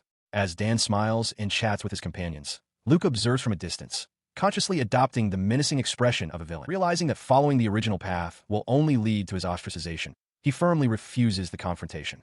Dan questions if he's scared, pointing out that as the second-ranked student, Luke has nothing to gain by fighting him, the 20th. From the side, Renshin Marshall sharply tells Dan to stop, chiding him for his rudeness. She steps forward, declaring that as a noble of the Borg Kingdom, she must accept a challenge on her master's behalf and offers to be Luke's opponent instead. After a moment of hesitation, where she blushes at her own forwardness, Luke declines. He explains that her interference is inconvenient for his plans to discreetly help Dan, and apologizes, leaving Renshin looking downcast. Just then, Princess Alina Alessidas arrives, her presence commanding attention. Renshin gasps her name in surprise. The princess acknowledges the top-ranked students in practical skills and magic, Dan and Luke, respectively, and states plainly that she wishes to see them fight. She addresses Luke directly, informing him that if he continues to refuse, his rank will simply drop. She commands him to follow the Academy's rules. Luke internally reflects on the duty of a noble to guide the people, a principle now being used to corner him. Her command is absolute. Alina declares that this is a noble's duty and refusal is not an option. Luke's expression sours. He finds the situation utterly irritating. He sighs in exasperation, pressing a hand to his forehead. Though he can't stand the princess, he realizes that refusing the direct requests of both a princess and a duke's daughter would be exceedingly difficult. Dan speaks up, stating he doesn't want to force a fight based on the princess's whim, acknowledging that Luke is not so weak as to be unable to resist. As he speaks, Luke quietly summons a small, gelatinous magical creature, resigning himself to the fact that he has no choice, though the thought of exerting himself is a nuisance. As the group walks toward the dueling grounds, the small creature floats beside Luke. It communicates its thoughts. To fulfill the role of the villainous noble, Luke cannot lose this match. It then senses his reluctance, asking if he is all right, as it seems he is already losing in some way. He walked with a confident smirk, assuring his familiar that everything was fine. In his current state, he considered the upcoming duel to be an easy matter. This display of confidence earned him an intensely admiring gaze from Labbora Guriko, whose eyes sparkled with respect. Her fervent reaction seemed to catch them both slightly off guard. As they walked, she remarked that he was a truly mysterious person. She explained that no one would ever imagine a high-ranking noble refusing a fight or creating new magic, actions completely contrary to expectations. He questioned if her statement implied he wasn't acting like a proper noble. Labbora quickly clarified that she didn't mean it in a bad way, but simply that nobles are expected to value their public image and stature. Her response to his unstated counterpoint was a shocked and emphatic denial, her hands flying to her face as she insisted that was absolutely not the case. Meanwhile, Dan and Renshin Marshall watched the two of them from a distance, their expressions grim and focused. Luke and Labbora soon arrived at the vast, circular dueling grounds. Labbora mentioned that she hadn't been there since the entrance examination. Inside, the proctor, Grolin Lysarka, announced the start of the first-year class tournament's exhibition match and asked if everyone was prepared. As he spoke, Dan stumbled, appearing unsteady on his feet, an action Luke did not fail to notice. Regaining his footing, Dan shouted at Luke, vowing to beat his rotten attitude out of him for having the audacity to sleep through the entrance ceremony. He then instructed Labbora to stay and watch. When Dan yelled at him not to ignore him, Luke gave a dismissive reply. Internally, however, his expression hardened as he thought that he was actually grateful for the opportunity to face him. He calmly faces his opponent's aggressive questioning. Dan demands to know Luke's level, but Luke, glancing at a card in his hand, dismisses the notion entirely. He explains that level is merely a metric for monster subjugation, a value he has never cared for, as he believes strategy and fundamental abilities hold far greater importance. His opponent reacts with stunned disbelief. Dan is aghast that a noble claims to have never even fought a monster, clenching his fist as he realizes the answer is far below any expectation he had. From the proctor's stand, Grolin Lasarka's voice echoes across the arena, officially announcing the combatants. The challenger, Dan, and the higher-ranked duelist, Luke Huguro Dexterous. He instructs both to step forward. As they face one another in the center of the ring, Dan draws his sword with fierce determination. Luke watches him, unperturbed, and simply wishes him a good fight. The proctor roars for the match to begin. Dan immediately lunges forward, sword raised high. Luke observes the charge, noting internally that this is a one-on-one battle, unlike the turn-based fights he anticipated, and calmly utters a single word of invocation. Val. From his outstretched hand, a small, white, gelatinous creature materializes. He issues a command for it to subdue his opponent within 1 minute, cautioning it not to cause any serious injury. He thinks to himself that once Dan is defeated, all that remains is for him to declare his own loss. His opponent can only stare, utterly bewildered by the tiny creature's appearance. Elsewhere, Labbora swings a practice sword through the air, confidently declaring that she could handle this. Back in the arena, a confident, knowing smirk spreads across Luke's face. Dan remains poised for battle, but beads of sweat betray his underlying tension and confusion. He then points a single finger forward. In an instant, the small creature appears on Dan's shoulder, its form beginning to shift as Luke starts to speak. The creature swiftly engulfs Dan's arm, forcing his sword and dagger to clatter uselessly to the stone floor. Realizing he's been caught, Dan looks up in shock to find Luke suddenly standing before him. Luke places a hand on his forehead, utters the word, release, and Dan's body goes limp, collapsing to the ground. Standing over his defeated opponent, Luke considers his next move. He stands over his opponent, Dan Marshall, who is already bruised and sweating. Dan mutters that his orders were to win, but this is a dire situation. Deciding to end it, Luke places his hand on Dan's forehead and utters a single command, sleep. Dan's body goes limp as he is instantly rendered unconscious. As Dan slumps, a faint aura envelopes him. Luke observes this, recognizing it as Dan's attribute magic, an enhancement type that boosts his power. He understands that for the still inexperienced Dan, the effect is weak, as its potency is proportional to one's magical and physical strength. He then gently taps Dan on the shoulder, rousing him from his brief stupor. Dan looks around, disoriented, as Luke reflects internally that perhaps he shouldn't have made him out to be a villain. From the stands, Renshin Marshall and Labbora Guriko watch in disbelief. Renshin cries out, demanding to know what Luke is doing. In the arena, the small slime creature suddenly expands, enveloping Dan and lifting him effortlessly into the air. The creature then hurls Dan's incapacitated body out of the designated combat area. The instructor, Grolin Lasarka, officially declares Luke Huguro Dexterous the winner and instructs him to bring Dan down safely. Renshin watches in horror as her brother lands hard on the stone floor, unconscious. She cries out his name in anguish while Labbora looks on with a worried expression. Back in the arena, Luke's expression is grim. He acknowledges to himself that he forced this fight upon someone who despises him, and so he must be prepared to face the repercussions. His gaze sweeps over the watching students. He notes that everyone is watching, and decides that now is the time to accept a ranking match, considering it a service to them all. As Renshin kneels beside her fallen brother, her face a mixture of grief and fury directed at him, Luke stands alone in the arena. He brings a hand to his forehead, musing aloud whether he might be tired. He turns to the silent, stunned audience. He wonders why no one is reacting, then decides that since he has their attention, he will teach them all something important. He remained hunched over as Labbora Guriko spoke, explaining his philosophy to the silent crowd. She clarified that he respects those who possess knowledge and is a seeker of magic. This sentiment drew the attention of a blonde-haired student who looked down at the unconscious Dan Marshall with contempt. He declared his own hatred for fools who rely only on strength, calling Dan a savage. With a formal gesture, he then issued a direct challenge to Luke. Before response could be given, another aggressive student with spiky hair stepped forward, his fist clenched. He threatened Luke directly, vowing to beat him so severely that he would never get up again, declaring that there would be no tomorrow for him. From the stands, Princess Alina watched the escalating hostility with a silent, unreadable expression. With Dan Marshall and Renshin Marshall defeated on the ground before him, Luke Dexterous stands alone. He muses that his villainous reputation will now surely spread throughout the class, but if it means no one else will challenge him, he can accept it.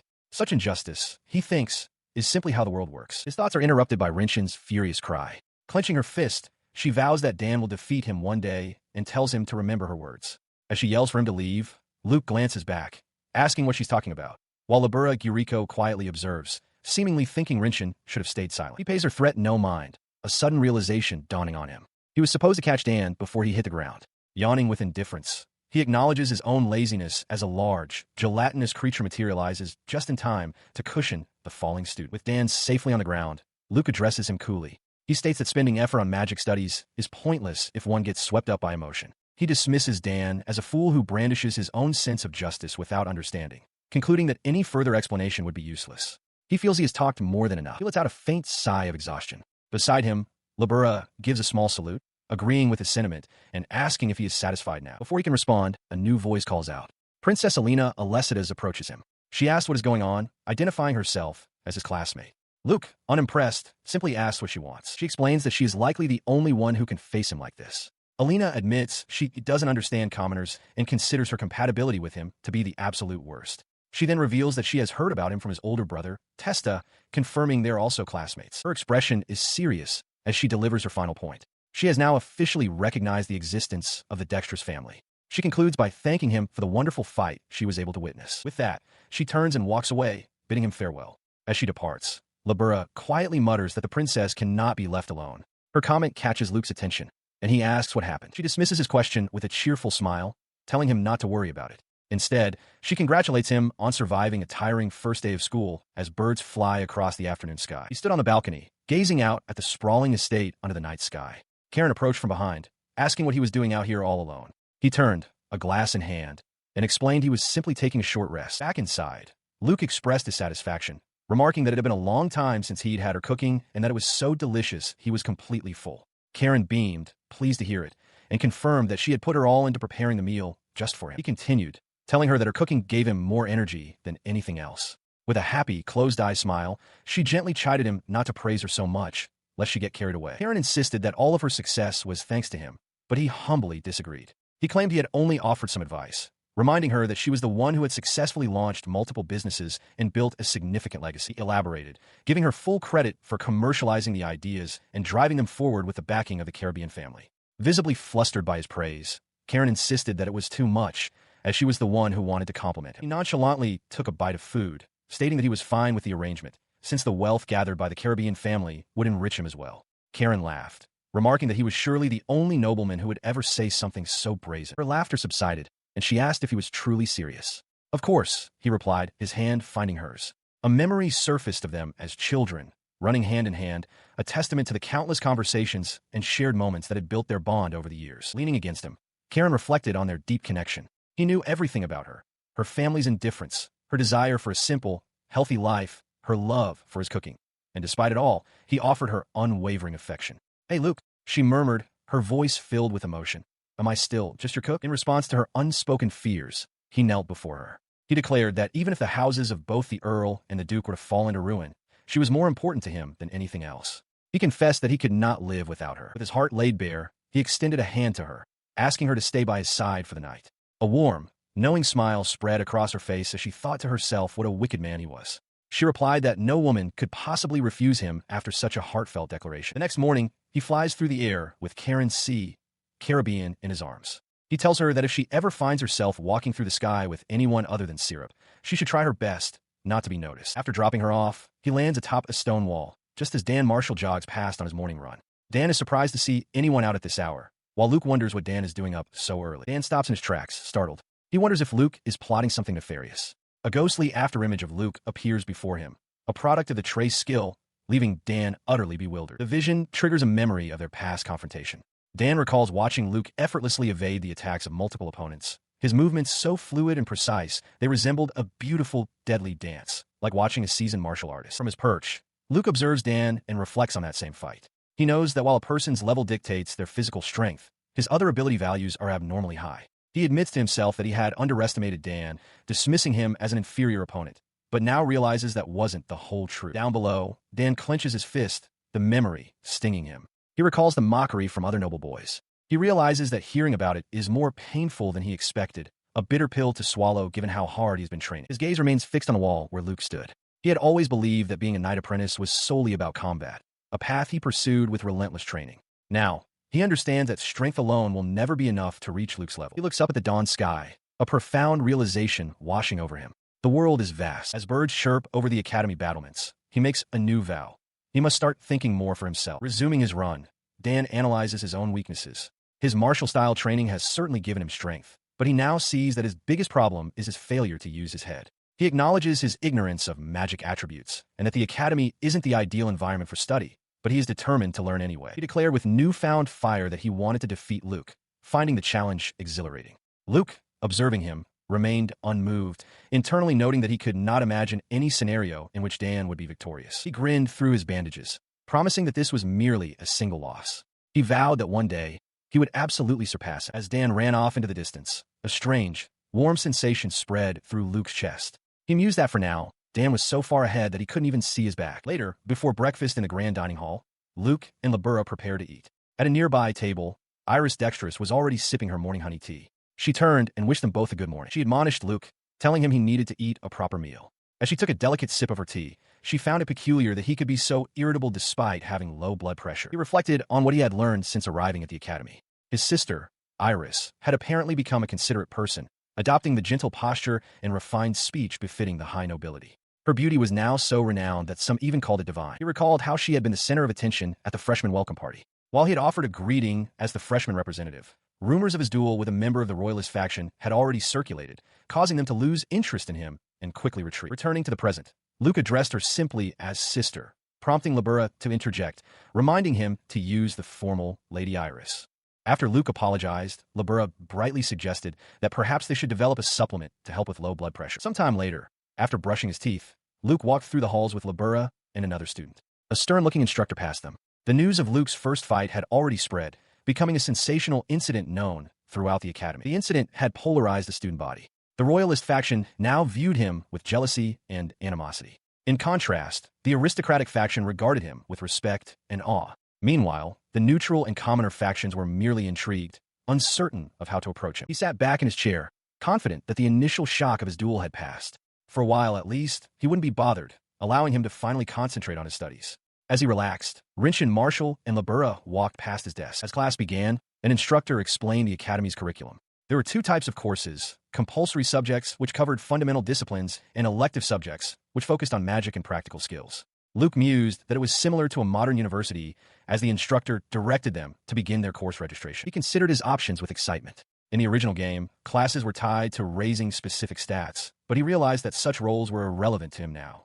He was free to assemble a curriculum based purely on his own interests. With that in mind, he decided to completely avoid any practical skills courses. Since he had to take the compulsory subjects regardless, he would dedicate the rest of his time to magic.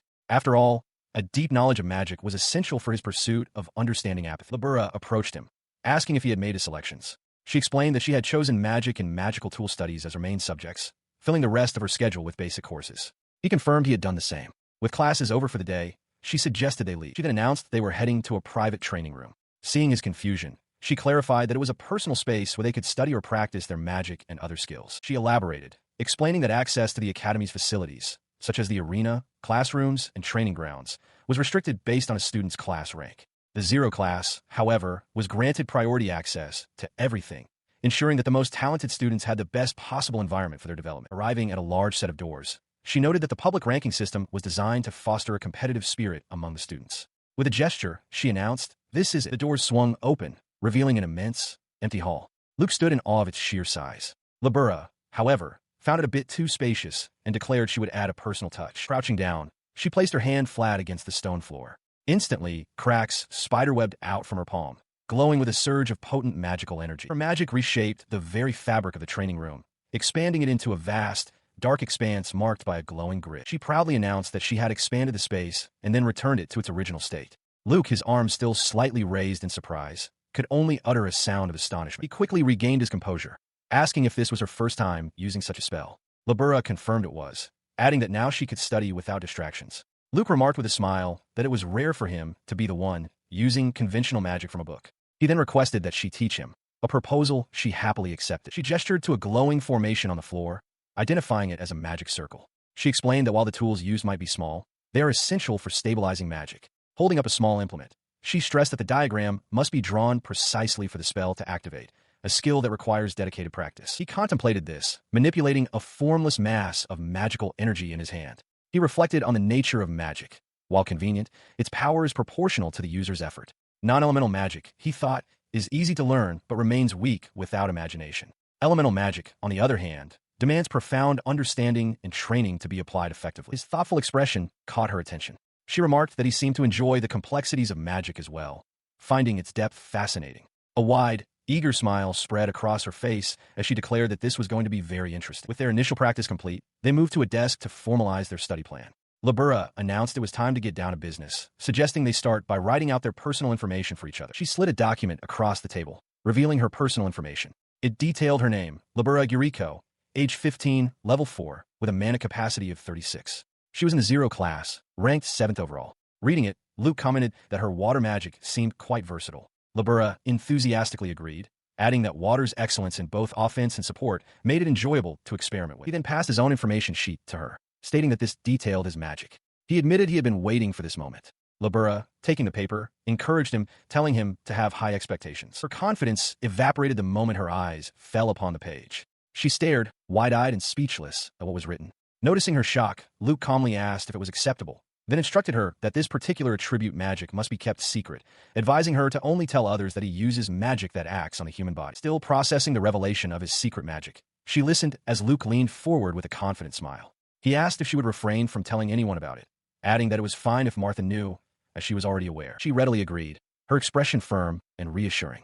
With a nod, she promised not to speak of it to anyone else, cementing their pact. Her mind then turned to the implications of his power. She recalled the incident with Dan, realizing that the spell Luke had used to instantly render him unconscious was sloth magic, a type she had never seen before. He broke her train of thought, cheerfully stating that he, too, was excited to see how this magic could be put to use in the future. He then pointed to the document before them, indicating where his non-elemental magic, Val, was listed as unknown. He reasoned that since it was an original magic, it couldn't be registered, and therefore was likely impossible to analyze with standard methods. She considered his point, theorizing that the Ministry of Magic's appraisal function must work by referencing a database. Since his magic wasn't in it, it couldn't be identified. A more advanced analysis function, like that of an attribute magic inspection, would be necessary. At that, she presented a small, dark band, a magic watch. She explained the technical hurdles of packing advanced functions into such a small device, noting its low mana threshold and the difficulty of mass production. Luke listened intently, agreeing with her assessment and expressing his anticipation for how the watch would aid them in dungeon exploration and information gathering. An instructor at the academy addresses the class, announcing an extracurricular lesson, a dungeon practical. He clarifies that this is a mandatory event for all first-year students. While Renshin Marshall looks on with a confident smirk, Luke Dexterous internally groans, already finding the prospect a hassle. The instructor continues, explaining that the teams have already been decided. He announces that the leader of Team 1 is Alina. She acknowledges the appointment.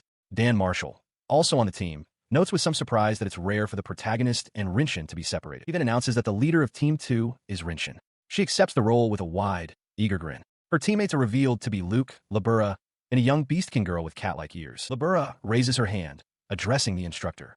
After asking if the team announcements are final, she formally requests to be placed on the same team as Luke, in her capacity as his attendant. The instructor flatly denies her, stating that the teams were balanced based on grades and that she must persevere with her assigned group. Labbora clenches her teeth in frustration. Luke turns to her with a calm, knowing smile, telling her not to make a fuss. Defeated, Labbora lowers her head and quietly agrees. She then leans over to Luke, telling him that while she thinks he'll be fine, he should still be careful. With the teams finalized, the instructor directs the students to split into their groups and begin their planning meetings.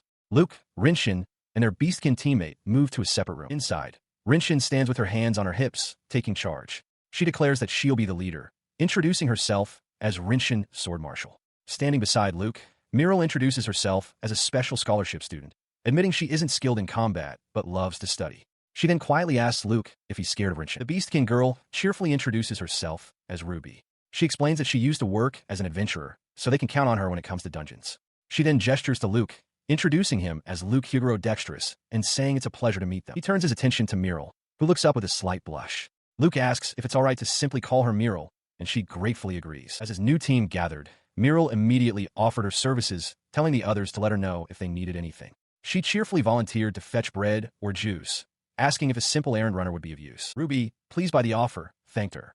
She then turned to Luke, asking if she could call him by his name as well. He, in turn, was distracted by Ruby's cat-like features, thinking to himself how much he wanted to pet her ears, but he agreed she could. She took his permission and ran with it, latching onto his arm with a happy purr. She told him to do as he pleased, much to his wide-eyed shock as she called out to the others. The moment was shattered by Renshin's furious shout. She demanded to know what they had been doing all this time, reminding them they were supposed to be discussing their team roles. With her eyes squeezed shut in frustration, she yelled at them to act properly. Her glare fixed on Luke, who looked away with a weary expression. She muttered his name in exasperation, while he simply thought to himself how tiresome this was becoming. Heeding her command, the group finally took their seats around table. Luke, trying to move things along, suggested they take a break, but Renshin immediately shot down the idea. Ignoring Renshin's protest, Muriel brightly offered her lap for Luke to use as a pillow. Ruby quickly followed suit, declaring that her lap was also available. Their offers left Renshin aghast. She stared at them, thinking that while she knew they were acquaintances, this was going too far. She couldn't comprehend what they were saying, muttering that their intentions were impure. She slammed her hands on the table, shouting that taking a nap during a strategy meeting was unacceptable. Luke, looking utterly drained, told her she was being too loud and that he couldn't rest with all the noise. As the team leader, she declared that they would proceed with one final confirmation. Now clad in armor, Renshin announced that, as a knight, she would take the vanguard position. Ruby, holding a short sword, added that she would also be on the front line, using her elemental magic to evade enemy attacks. With the vanguard decided, Muriel speaks up, volunteering to take the rearguard position. She explains that she is confident in her healing magic and can also use a bow to some extent. Her proposal is met not with discussion, but with Luke muttering that he wants to sleep. His dismissive comment earns a sharp, incredulous cry from Renshin. Renshin demands to know what's wrong with him, but Muriel cheerfully tells Luke he can rest, offering to wake him later. This proves to be the final straw for the team leader. She grabs Ruby by her cat-like ears, roaring that they are in a critical situation and that they need to stop coddling him. Unfazed, Ruby suggests they simply challenge a dungeon over the weekend. Luke and Muriel agree without much thought.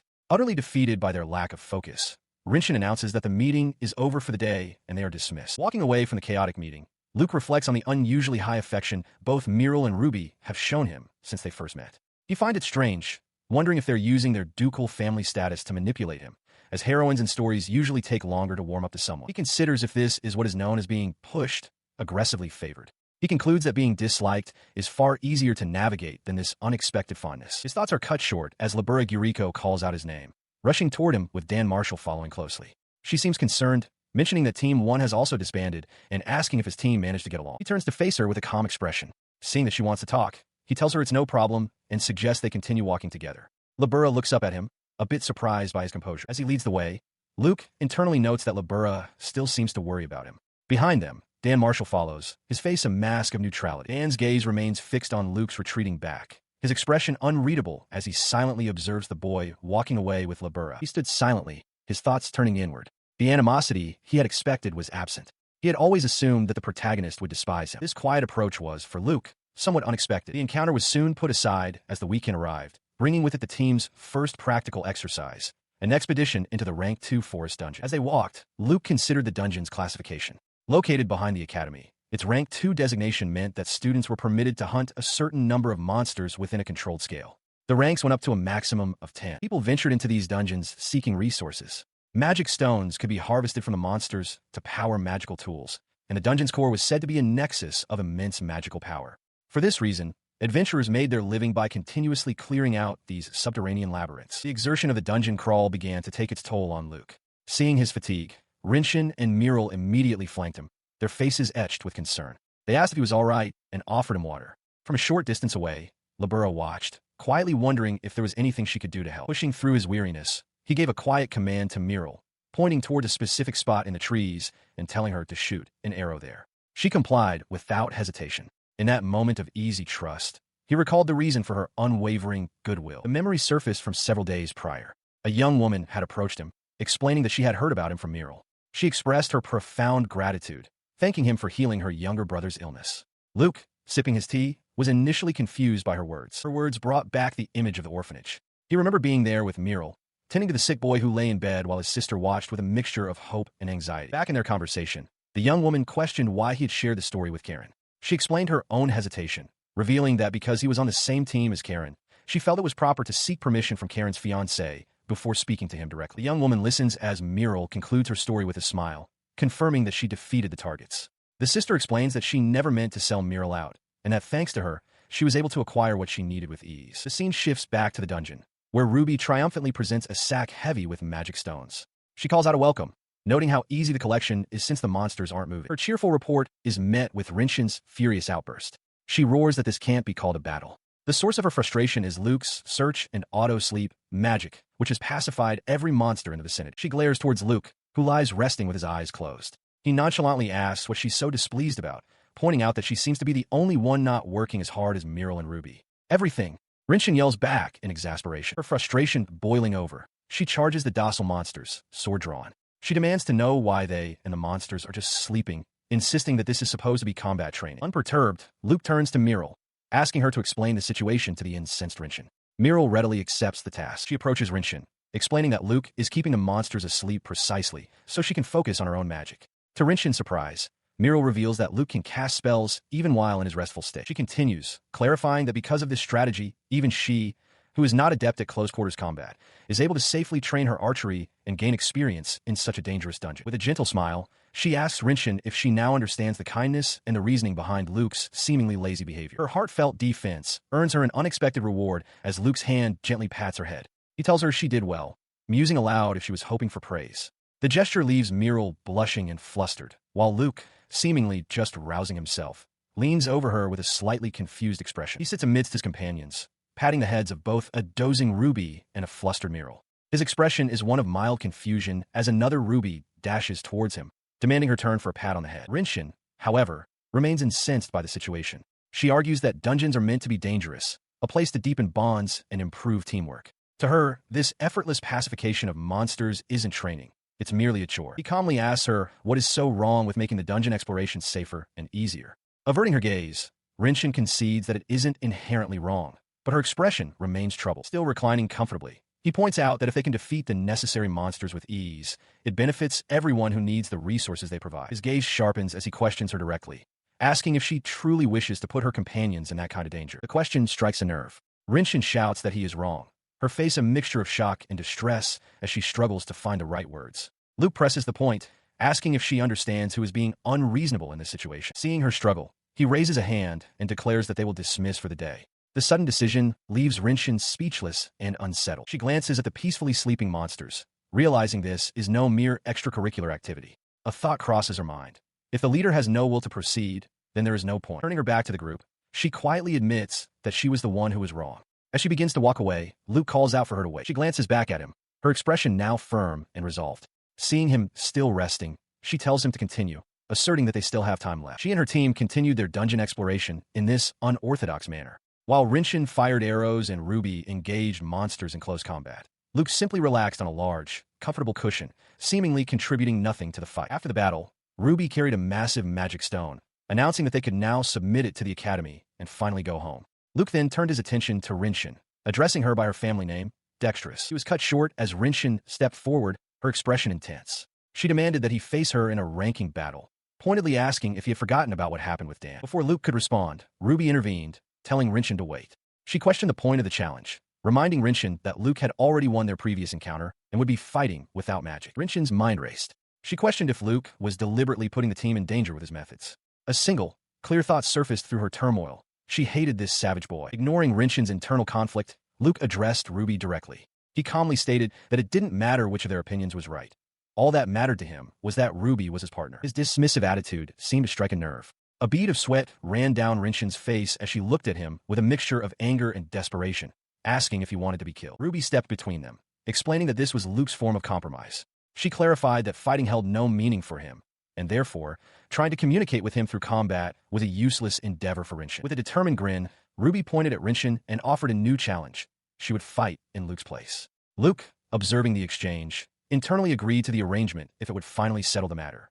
Renshin could only stare, surprised by the unexpected turn of events. Inside a grand hall, Ruby approaches Renshin Marshall, wanting to ask her something. She identifies Renshin as an adventurer and questions what convictions she holds for fighting in dungeons, pointedly asking why she acknowledges a certain boy. Her tone sharpens as she draws a small blade, demanding to know if Renshin is truly a fool. She declares that the purpose of an adventurer is not simply to fight. She elaborates, explaining that adventurers risk their lives hunting monsters as a job to survive. If no one gets hurt in the process, she considers that a good thing, her words underscored by a mental image of adventurers in a desperate battle. There is nothing happy about their line of work, she concludes, leaving Renshin momentarily stunned.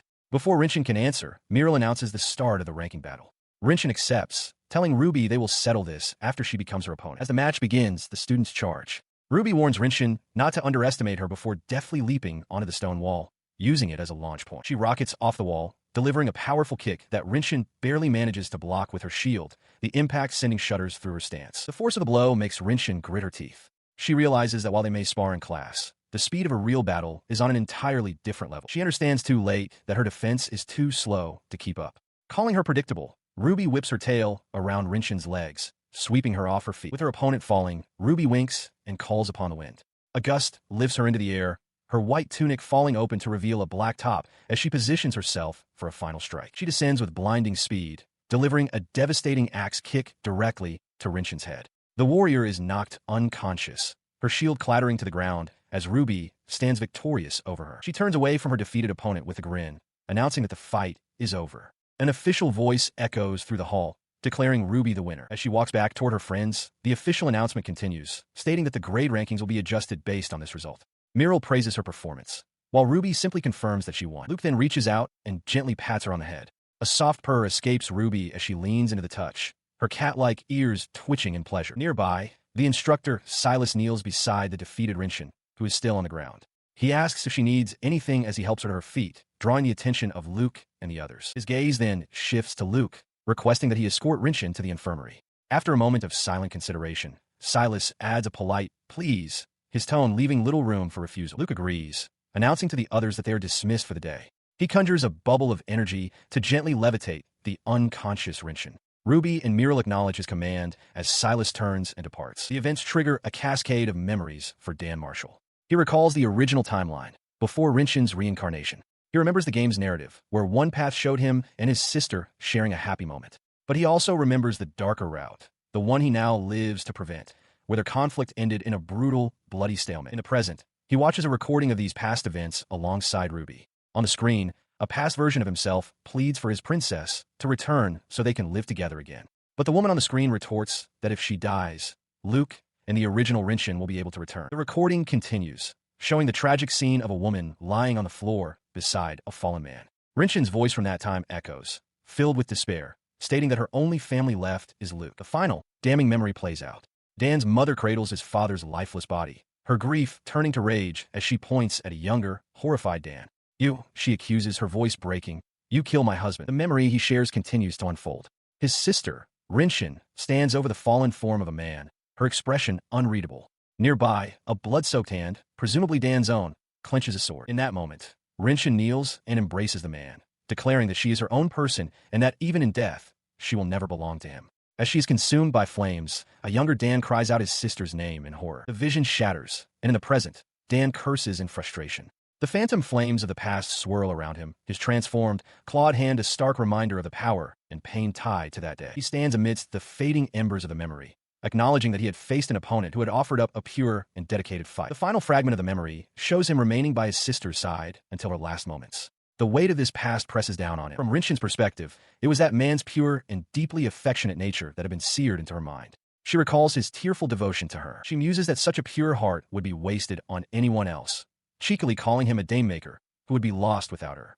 A moment of self-reflection follows, as she wonders if perhaps she is the one who is lost. The recollection fades, returning to the present hall. The man from the memory is kneeling beside Renshin. As Dan approaches, Luke Dexterous observes from a distance, identifying the man simply as Dexterous. He turns his attention to Dan, asking if Renshin was defeated. Dan corrects him, explaining that he wasn't the one who fought her.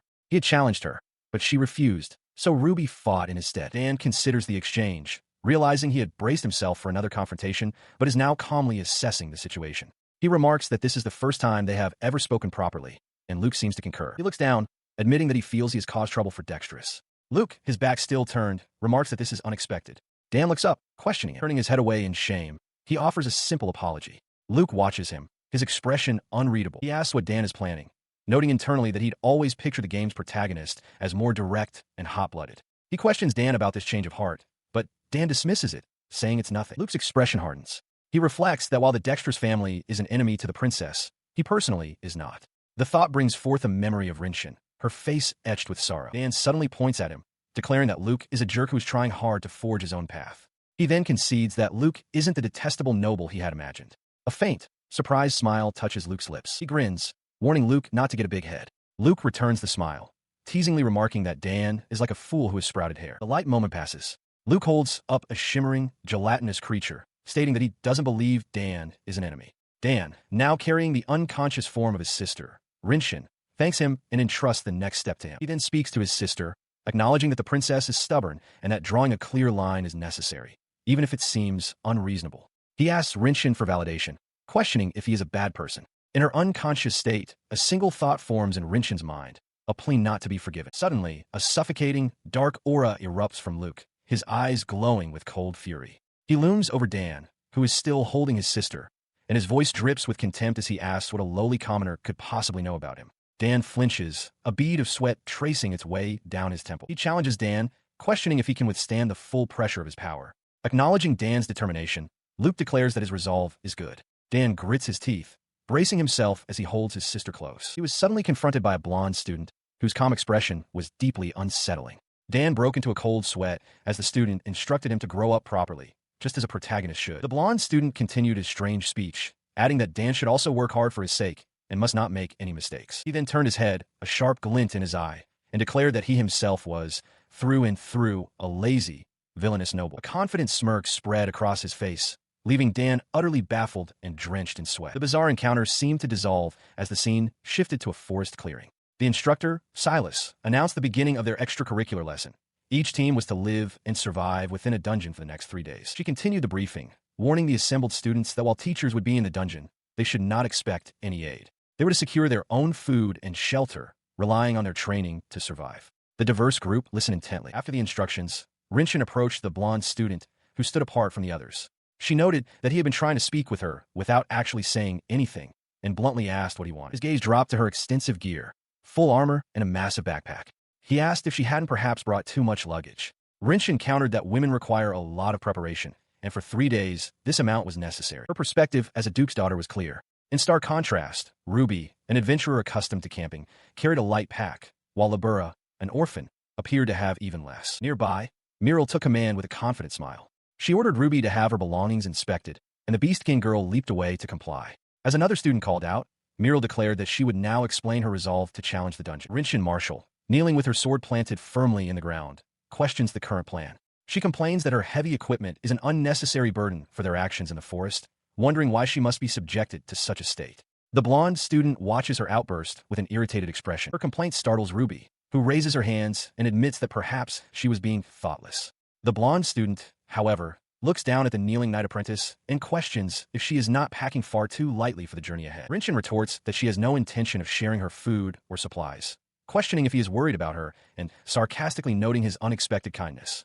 In response, he reminds her that he, too, has a pouch containing all necessities for survival, clothing, food, and shelter, and asks if she has forgotten his preparedness. He turns away from the group, telling them not to concern themselves with him. With a calm expression, he states that he looks forward to the next 3 days with them. As they settle into a clearing in the forest, he immediately makes himself comfortable on a large, plush cushion he has produced. Ruby takes charge, suggesting they secure a proper place to sleep before nightfall, a plan to which Muriel and Renshin agree. While carrying a heavy pack, Renshin reflects on how she ended up entrusting things to Dan, remembering his offer to carry her to the infirmary. Her thoughts are interrupted when the blonde student calls out to her from his resting spot. She turns, asking what he wants. She recalls a past conversation where Muriel returned her son's keepsake, and another where Ruby mentioned that Muriel believed Renshin was stronger than her.